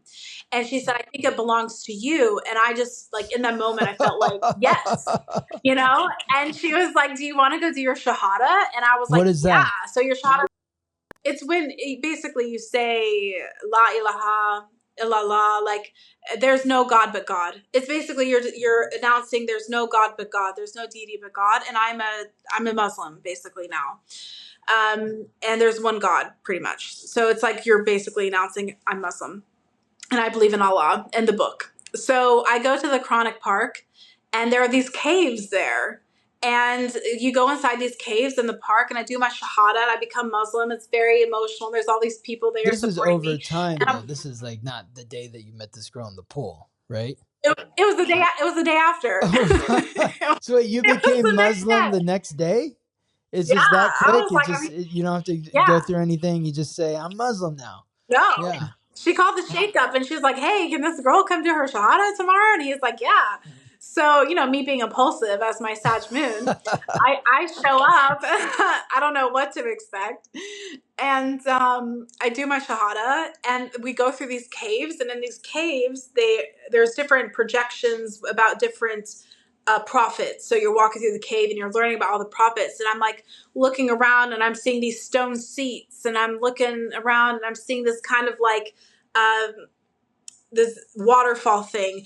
And I'm like, this looks really familiar. I'm like, I had a dream about this cave like way back in 2010. And this man, Muhammad, came to me in skin and bone and gave me a message from God. I never forgot that dream. And that was how I knew God was real. And I told the sheikh about it. He said, oh, that was our prophet. He does all of his teachings in caves. He must have came to you to give you a message from God. And it was almost like it was like a full circle moment that I was meant to be here. And then I shared my story on TikTok, and a Saudi gentleman heard my story, and he was like, I want to gift you a trip to do Umrah, which is our spiritual pilgrimage in Mecca, where you walk around the Kaaba and it's like this vortex of energy. We believe it's kind of like the portal to heaven, essentially, and all your du'as, all your prayers get answered. It's the Holy Land. So he's like, go to Mecca, go to Medina, where the Prophet's mosque is, which is this very serene, peaceful place. And he owned a building in Riyadh. And he said, I'll give you an apartment to stay in Riyadh. You can check out Riyadh. I'll give you a driver. I'll support you. He said, I'm doing this for the sake of Allah. You never have to talk to me again, but I'm doing this to please Allah because you were guided here and I want to support your journey. You never have to talk to me again, but tell me how much your trip is. And he PayPal'd me the money. I went on my trip. His driver picked me up from the airport. I was totally supported in my spiritual journey here. I came to Riyadh. And that's like the Saudi nature. They're very generous, And yeah, and I felt like, wow, this is like where I'm supposed to be, And that was last year. And actually, what was so amazing was I ended up doing my Umrah. Everyone's in the Kaaba at all times of the day, and I was waiting for a friend of a friend who was doing my Umrah with me to teach me like what I was supposed to be doing. He finally arrived. So we went down to the Kaaba, and Describe again nothing what the was Kaaba planned. is. The Kaaba is it's a black stone, and originally that's where they would worship idols. They were idol worshipers here, And anyway, a war kind of happened, and it's the Holy Land, and you walk around clockwise in relation to the stars, and it's like there's like a scientific thing behind it, like you're fusing yourself with the cosmos and this holy land, and it's like it feels like a portal of energy, right? And the Kaaba was there even before the Muslims came, and no one really knows like where it came from. It's like made out of the stone that and they say that there's like a Kaaba in heaven too, and there's these layers to heaven. So we kind of believe in when Muslims pray, we always pray in the direction of the Kaaba. So we find where is the Kaaba and we pray in that direction, where Mecca is the Holy Land. So it's this holy place, but you feel the vortex of the inner. It's amazing. And so I go down to the Kaaba, and I enter in where the stone is, and I look at my phone, and it's 12 o'clock on my birthday. And I was like, wow, like it just felt so amazing. Like I was really in sync with my life. And yeah, that was last year for my birthday. And I stayed in Saudi pretty much ever since. I've been back to Dubai a couple times, but I've been here since then. Yeah. Wow. So this person on TikTok saw you post about you becoming Muslim and said, I want to sponsor a trip for you to go to Mecca, which is in Saudi Arabia. Yes. And every Muslim has what we call an Umrah trip or Hajj. What is that? So Hajj is like going to the Umrah is like, yeah, it's going to the Kaaba. It's doing the spiritual pilgrimage there. And Hajj is like a requirement for all Muslims if you can afford it. But they say that no person goes to Mecca without being invited. Like some people save up their whole lives to go there. People were crying when they were there. And I felt almost like, I don't want to say unworthy, but I was so new and I didn't save up money. It was just gifted. I just went. But they say that if you get to go to Mecca, it's because God invited you to go, that you're meant to be there. So some people pray their whole life and they don't get there. Some people go many times, you know, some people save it forever, but basically you will never end up in the Holy Land unless God has invited you there through something. So alhamdulillah, this gentleman reached out to me and gifted me a trip, and it was amazing. Yeah. I mean, this is such a beautiful reflection of your North Node, where it's like you weren't controlling anything. You didn't do anything. All you did was share your heart on your social media, and some random person you never met said, I'm going to sponsor a trip to the Holy Land for you. You know, it's like, that wasn't you like, I got to go to the Holy Land. I've got to make this happen. It was you totally in that divine feminine of opening your heart and saying, you know, showing your love, your appreciation, and somebody was inspired by you and paid for a trip, no strings attached, and just said, I'm doing Yeah. this because God told me to do this for you. You never have to hear from me again. Yeah. And I mean, that's that Pisces frequency. No control. Yeah. Yeah. That's let go and let God, you know? And Yeah, that's such an aha moment to think. I feel, yeah, when I share my heart and when I'm really living through my heart, it's like, because we actually in Islam, we connect to God through our hearts. And our hearts are the first organ that grows in utero. Your heart is what manifests all other organs in your body. Your heart's electromagnetic field is 5,000 times stronger than the brain. Your frequency, your aura comes from your heart. So when you're collecting a lot of grief and problems and whatever, and you're burdened by life, your heart is not shining, right? But when you're pure, when you're purifying yourself, when you have a purity of heart and you're sharing yourself, and through chanting too, we would chant to purify our hearts, but we connect to God through our heart in Islam. So when you're sharing your heart, that's when you're really connected and you're divinely inspired. And so actually Islam is like a practice of connecting to the heart and purifying your heart and getting rid of jealousy, all these negative feelings that humans have, and living from a place of surrender and pureness, you know, coming back to your original state as a human, which is love. yes, You know. yes. So beautiful, Alexi. I mean, I think like, you think of all those other people that you saw at Mecca who are like, I've worked my whole life to get here, and you're like, I don't even feel worthy to be here. Like some guy just brought, you know, paid for me to be here. But that's the point, is you did deserve to be there. You did deserve to be there because you were following your soul's purpose. You were being open and vulnerable with the expression of your heart. You inspired somebody, and that person felt compelled by God to give you that trip. Just like in the other case with meeting your friend at the pool, this random woman who you didn't know, and she's like, yesterday what do you call him? Is it the sheikh or the sheikh? Yeah, the Yeah. sheikh. The sheikh, you know, gave me this English Quran and said, find a seeker, you know, and you've called yourself a seeker. So, you know, she's like, I think it's you. And it's because you were living with your heart open. Your heart was open. So and that's the courage, right? That's really like the greatest, not, I don't even want to say I guess it's like a feminine courage, and it's men and women have this, is like the strongest heart. The heart is strongest when it's open. It takes courage to keep the heart open.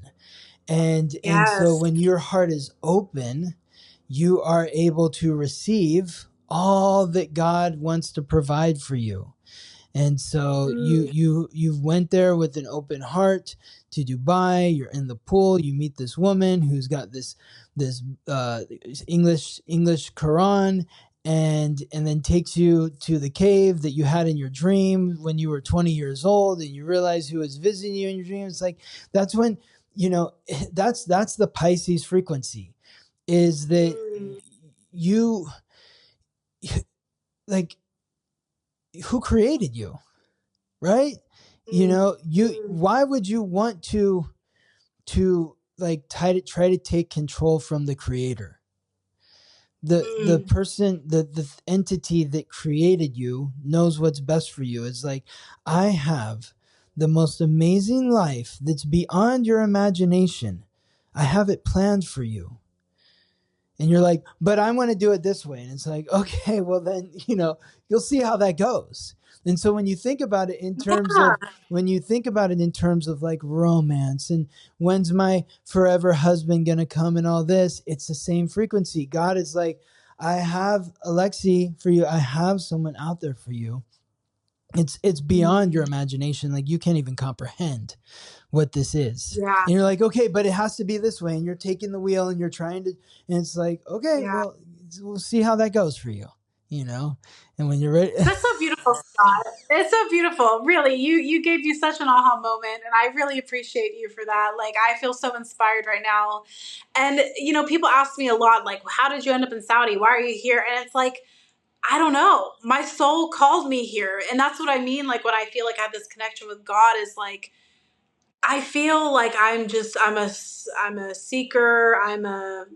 I'm journeying through life. Like, sometimes I feel like, oh, I'm meant to be married and have a family, but sometimes I feel like I'm meant to be with the world. I'm meant to like be an explorer, and like, I don't know, I feel like God is just guiding me. And um, yeah, and I think that's where I'm trying to master my life right now, is just the art of surrender, because our soul has a mission, as the North Node says or talks about, right? It's our mission here. We have a plan, we have a purpose, and when you deviate from that, when you move away from what you feel drawn to innately in your soul and your spirit, you get off plan, you move off. And actually, my friend told me today about the story of Moses, which I'm sure you know, when they parted the Red Sea and they got to the like jungle or the wilderness afterwards.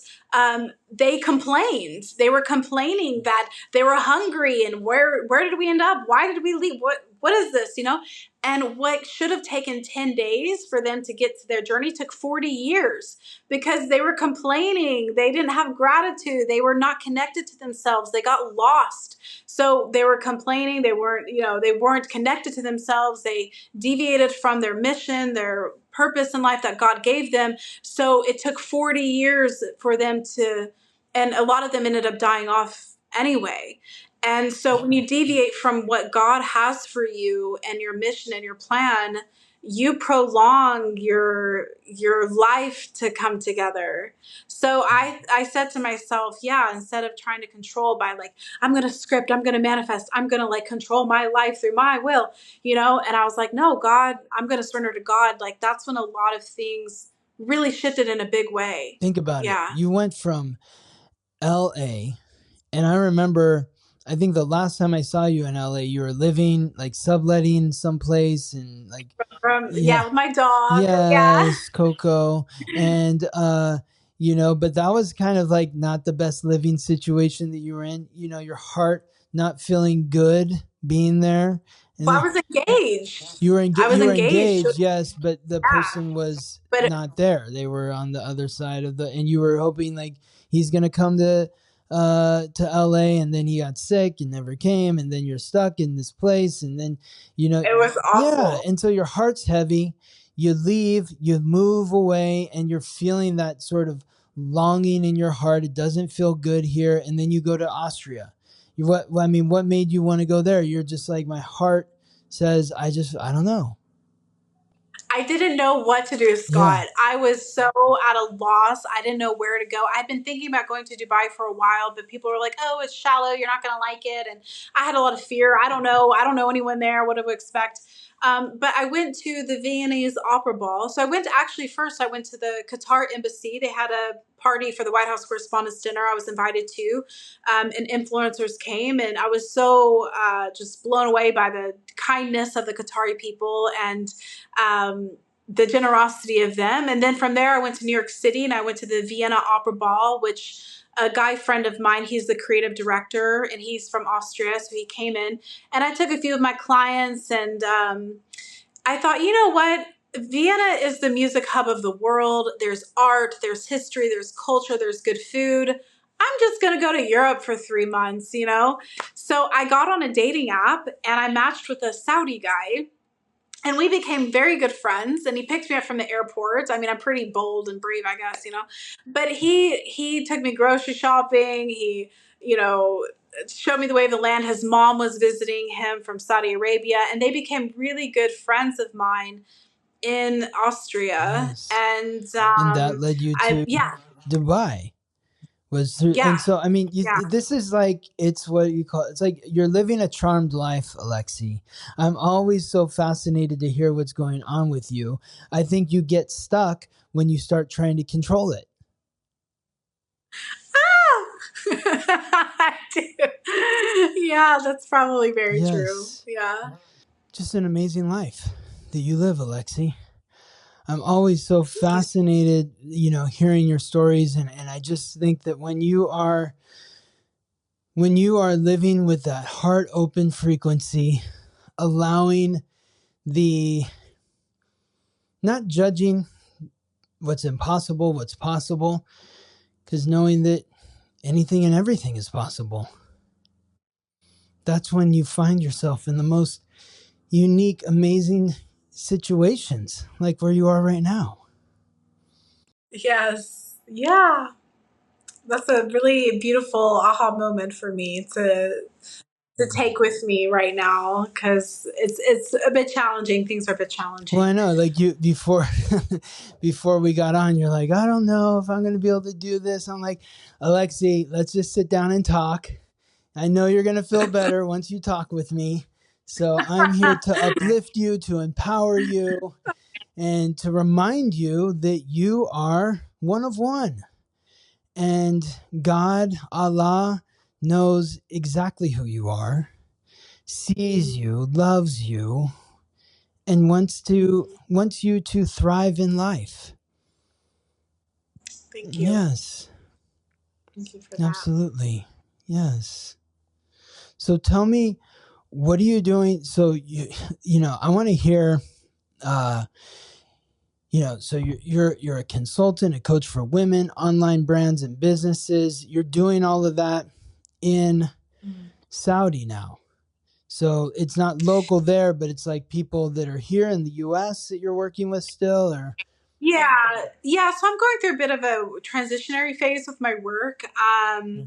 I'm kind of pivoting and like wanting to redo, like, I don't know. I'm in this weird discovery moments in my life that is a little bit scary because I feel like I had my whole work and everything mapped out for me, and now I'm like, you know what? I don't know. Like, I think I might change it up a bit. So I do consulting for businesses and, like, you know, for people, basically for ladies who want to build an online brand and build an online platform. I help them with that. I help them with the strategy behind it, going viral, what they're doing, their coursework, their books. I've been doing self-development work for ladies for the past 10 years. So I'm actually hosting a retreat in Oh, Thailand wow. for 7 days in June. I'm super Okay, excited tell me about all it. about Alexi this, Turner. because I've been watching. I don't know if you've seen the show, if you watch HBO, but there's this show, White Lotus.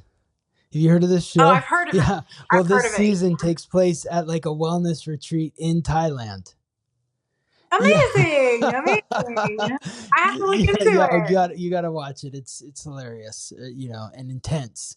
But so, okay, tell me all about this wellness retreat. So it's going to be you and anyone else involved, or? Yeah, so me and two other ladies, an Emirati girl and another girl who she's Iraqi actually. She's a 45-year-old lady, and she is filled with wisdom, and she's lived all over the world, and she's certified in so many different things, and she's a trauma expert and healer. And when you talk with this lady, you feel like you're like talking to like this wise sage that's lived like 1,000 years. Like, she's just so full of wisdom and knowledge, and her presence is so healing. And I'm so excited to have her How on did you board. meet her? And This is the Iraqi I met woman? her. Yeah, I met her through the Emirati girl, and the Emirati girl, she is also a psychosomatic therapist. They're both psychosomatic therapists. They specialize in breath work techniques, healing techniques. We're going to be doing plant medicine journeys throughout, and the Like what? other that like mushrooms, like microdosing mushrooms and THC. Actually, mushrooms are there for rewiring the brain for trauma. It helps heal trauma. So we're going to do some journeys with that throughout the week. And she's a specialist in plant The medicine. Iraqi So woman. and then yeah, and the other girl is a specialist in emergency response in case we have any. So we have a really good, solid like support group there, and she's really good with. She actually developed an app. The Emirati girl developed an app with brain health. So we're going to track people's stress, their brain health, like what's going on within them throughout the retreat, and basically it's going to reset everyone who's there. Every day they'll have massages after the workshops. I'll be hosting workshops. The other ladies will host workshops. We're going to have massages every day, breakfast, lunch, and dinner catered by chefs that are ladies with halal food that is good for the soul. And it's on a luxury villa in the middle of Thailand on this beautiful private golf course. So it's like very secluded and amazing. We're going to have a yacht day for fun. And it's going to be all about like resetting, replenishing, rejuvenating, and ending with just like feeling invigorated as a woman. So I'm really excited about it. It's happening in June. So I'm still doing retreats and I'm still working with ladies over here. Most of my clients are in Europe and America. But I'm kind of focusing a little bit more on, I want to do more influencing in Riyadh about being an American here, the culture here. Yeah. You know what I would love, What? Scott, and I've been thinking about this for a while, and I ended up meeting a TV producer and director yesterday. I love the show The Nanny. I don't know if you know that, but I think you know that. Okay. I love the show The Nanny with Fran Yes, Drescher. of course. And I was thinking, like, it'd be really funny to have a sitcom here about like an American, like a similar concept, but with more like their Arab humor or whatever, because Arabs are really funny, by the way. And to have like a similar concept of a sitcom or a show of like an American lady who moves to this region and she's acclimating with this, maybe she's a nanny, I don't know. And I've been thinking, like, I would love, because, Fran, she produced the show. She co-wrote the things and she starred in it, and she did it when she was like 36, which was amazing in the 90s to do that as a woman. So I've been thinking like, oh, I would love to like do my creative stuff again. Like there's so much ripeness here for like innovation and all this stuff. So anyway, I met this TV producer and director, and I was like, maybe I should pitch this idea to him, or like, I don't know. I'm trying to kind of like rehash my fun, like to have fun here, to be more creative again, to like be, I guess, more in that north node in my fifth house. And I've been helping people for such a long time, and I love it. Don't get me wrong, but I started a fashion line last year that I'm growing. I want to move here and kind of do some things with, and I would like to be more in my creative power, I think, moving forward. So that's what I'm kind of I think it's focusing a on great here. But I'm really idea. I love the idea of like an American in Riyadh and like trying to assimilate to life there. It sounds very, it's the fish out of water. It's the perfect archetype story, that's been done again and again. yeah. But I think it would be so interesting. I'm fascinated. I'm just fascinated by you, Alexi, and your life over there. I'm like, I want to see that in a TV show. Like, what's going on here? And then Yes, who knows? yes. Well, just follow your heart, and amazing things are going to happen. Just trust and don't try to force anything. And then you said, what was the other thing you said that I wanted to? Oh yeah, the fashion. Like, what's going on with the fashion line? What is that exactly? Where is it based? What are the clothes? What is it? Yeah. So I started, so growing up in my family, we love nightgowns. We have like a nightgown, vintage nightgown culture in my family. And my great grandmother, I have her nightgown from the early 1900s, and they're just beautiful, feminine, old Hollywood, just beautiful, elegant nightgowns. And I was like, you know what? I would love to bring this back, because I feel like we don't have nightgown culture anywhere nowadays. It's like fast fashion, or it's really skimpy stuff, but nothing elegant to wear on the home. Whereas like ladies in this region, a lot of them are hijabis or niqabis, and they're Muslims. so they don't show their bodies. But when they're at home with their husband, like, I'm sure they want to feel and look elegant, right? So it's a mix of like elegance and sexiness and glam and fabrics. So I started it in Dubai. I did not hire the right person to do the project. So now I'm redoing and calibrating the project, going through some growing pains with that. And also I would love to get involved with designing abayas. So here women wear abayas, which are these like long draped dresses that you wear over your clothes for modesty, and they're just so beautiful, and you can find them in different materials and fabrics. Used to, back in the day, they were only black, and they're not meant to draw attention, so they're just plain black. But now ladies are becoming more creative, so there's colors and there's, you know, flowers and patterns, and so, but it's a very niche kind of thing where it's like mostly here ladies in the Gulf would buy that. But I would also love to introduce cultural things that happen here in the States, like Arab perfumes, or like people are kind of becoming more curious about it here because it's becoming more open. So there's something called Bahor, where ladies will put this. This is very It's like Taurus almost of like you, this. by the way. It's very Taurus of me, yes. But go on. So there's, yeah, so in this region, they love like fragrances, and there's something called Bahor where they light this coal and they put this like scented wood almost on it, and it starts like incense, but it's like oud, and they'll like put it on their hair and in their clothes, and it's the way that they use fragrance over here is through like ouds, through the Bahor. So, and it's such a luxurious experience. You have to smoke, and you can go around your house with it like incense and make yourself smell good, and you know, just like these little things that we don't have in America that I'm like, oh, that'd be interesting to introduce. Bahor or abayas for modesty or Arab perfumes or whatever, right? Like I love this kind of stuff. So I'm kind of, I guess, maybe exploring new paths in my life right now. I love that. Yeah. And so it's in the beginning stages, the fashion. Yes. Yeah, So, the fashion. Yeah, I started it last year, and we're still like maneuvering the right people to produce it, right. and the production and everything. Yeah. Well, I mean, there's so, you know, the North Node, of course, Neptune and Saturn are transiting through your sixth house. So it's like reimagining. The sixth house is work, daily routine. Saturn, the North Node are in Pisces. You know, that's reimagining the dream. And then Neptune there too, reimagining the dream of what your daily routine is going to look like. So be open. I feel that. Yeah, be open. I feel that. Mm-hmm. What are the workshops that you're going to be doing on this retreat in Thailand? So we're still mapping out all of the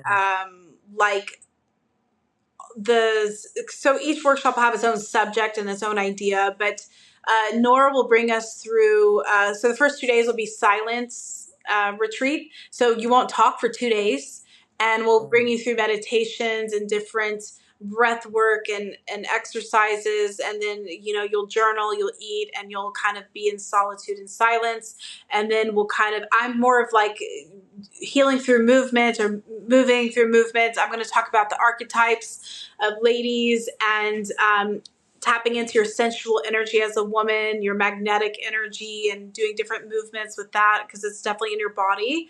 And Nora's more about cleansing the mind and purifying the mind and the soul, and I'm more about the body and the movement, and like it's basically like, yeah, we're setting it up with meditation, that stuff, and then more cerebral learning later, and it's like they all kind of work in coherence together. I don't know if that makes sense, Yeah, but yeah, that's pretty much what's going to happen. And, you know, things will come up in the journey. We're also going to go through family constellation, which is really important. Family karma, the thing we love to talk about. I do my own family constellation work with my clients. Nora does her own family constellation. I'm really excited to see what she has to say. But going through the mother and the father and the wounds with that, and like, you know, moving past our ancestral karma and trauma, and like really integrating, you know, our ancestry and our wisdom from that, but also building a better life for ourselves where we're not living the same patterns of our parents, you know, and being empowered. Absolutely. Yeah. Absolutely. Shifting the frequency from the way it was to cleansing the bloodline, so to speak. Yes. Yeah. When in June is this? We had to move the date because the Hajj season, so we're still picking the date, but Okay. probably like June 3rd Okay. ish, like the first week of June. So yeah. Yeah. So where can people, if people are interested and they're like, oh, this sounds amazing, like where can they find you? How can they connect with you? I will send you the website for the retreat, and you can put it in Show the notes. information Yeah. box. Yeah. And my website and my social media, I'll give you all that information. Yes. And It'll all be in the show notes. Yes. Wow. Amazing. What final words of wisdom do you have for our listeners, Alexi? This has been such a fun conversation. What else can you share with us? Yeah, so the one thing that came to my mind is that what's meant for you will be easy in the sense that it feels like it's just supposed to flow. You know, it's a natural talent you might have, it's a natural gift you might have. You feel naturally drawn to something, or you know, it shouldn't have to be so hard. Like relationship, for example, if you feel like you're having to do affirmations 5 times a day for a guy to treat you right, and you're like having to do all this self-love work for him to choose you, it's probably not the right person. And I say this because I meet so many women in these situations where they believe that this person's their soulmate, but he went off and married somebody else, but I know he loves me and I'm going to script because it's me that has a confidence issue. And if I'm just more confident, no, he's just not your person, you know. Or like people, you know, are naturally gifted with something. And I mentioned like singing, for example. If you have a natural gift with singing, with voice, with a communication, that's what you're supposed to be doing. That's what you're supposed to move towards, not being an accountant, right? Because that's not your natural, that's not easy for you. Like, you know, my dad asks me like, why can't you just have like a normal life and a normal job? Well, it doesn't come easy. It's not my natural state, you know? So I wouldn't thrive in that kind of state, right? Whereas somebody who is natural with that, they wouldn't feel comfortable with my kind of life. So whatever feels natural and easy for you, that's where you're supposed to go. The relationship that's natural and easy, where it just happens and it blends, that's for you. Not somebody that's, you know, here today, gone tomorrow. Not somebody that is not making good on their promises. Not somebody that can't show up for you, where you have to like do all this like self-love work to get them to choose you. So that was pretty profound for me when this gentleman told me this, because I think a lot especially in the manifestation self-development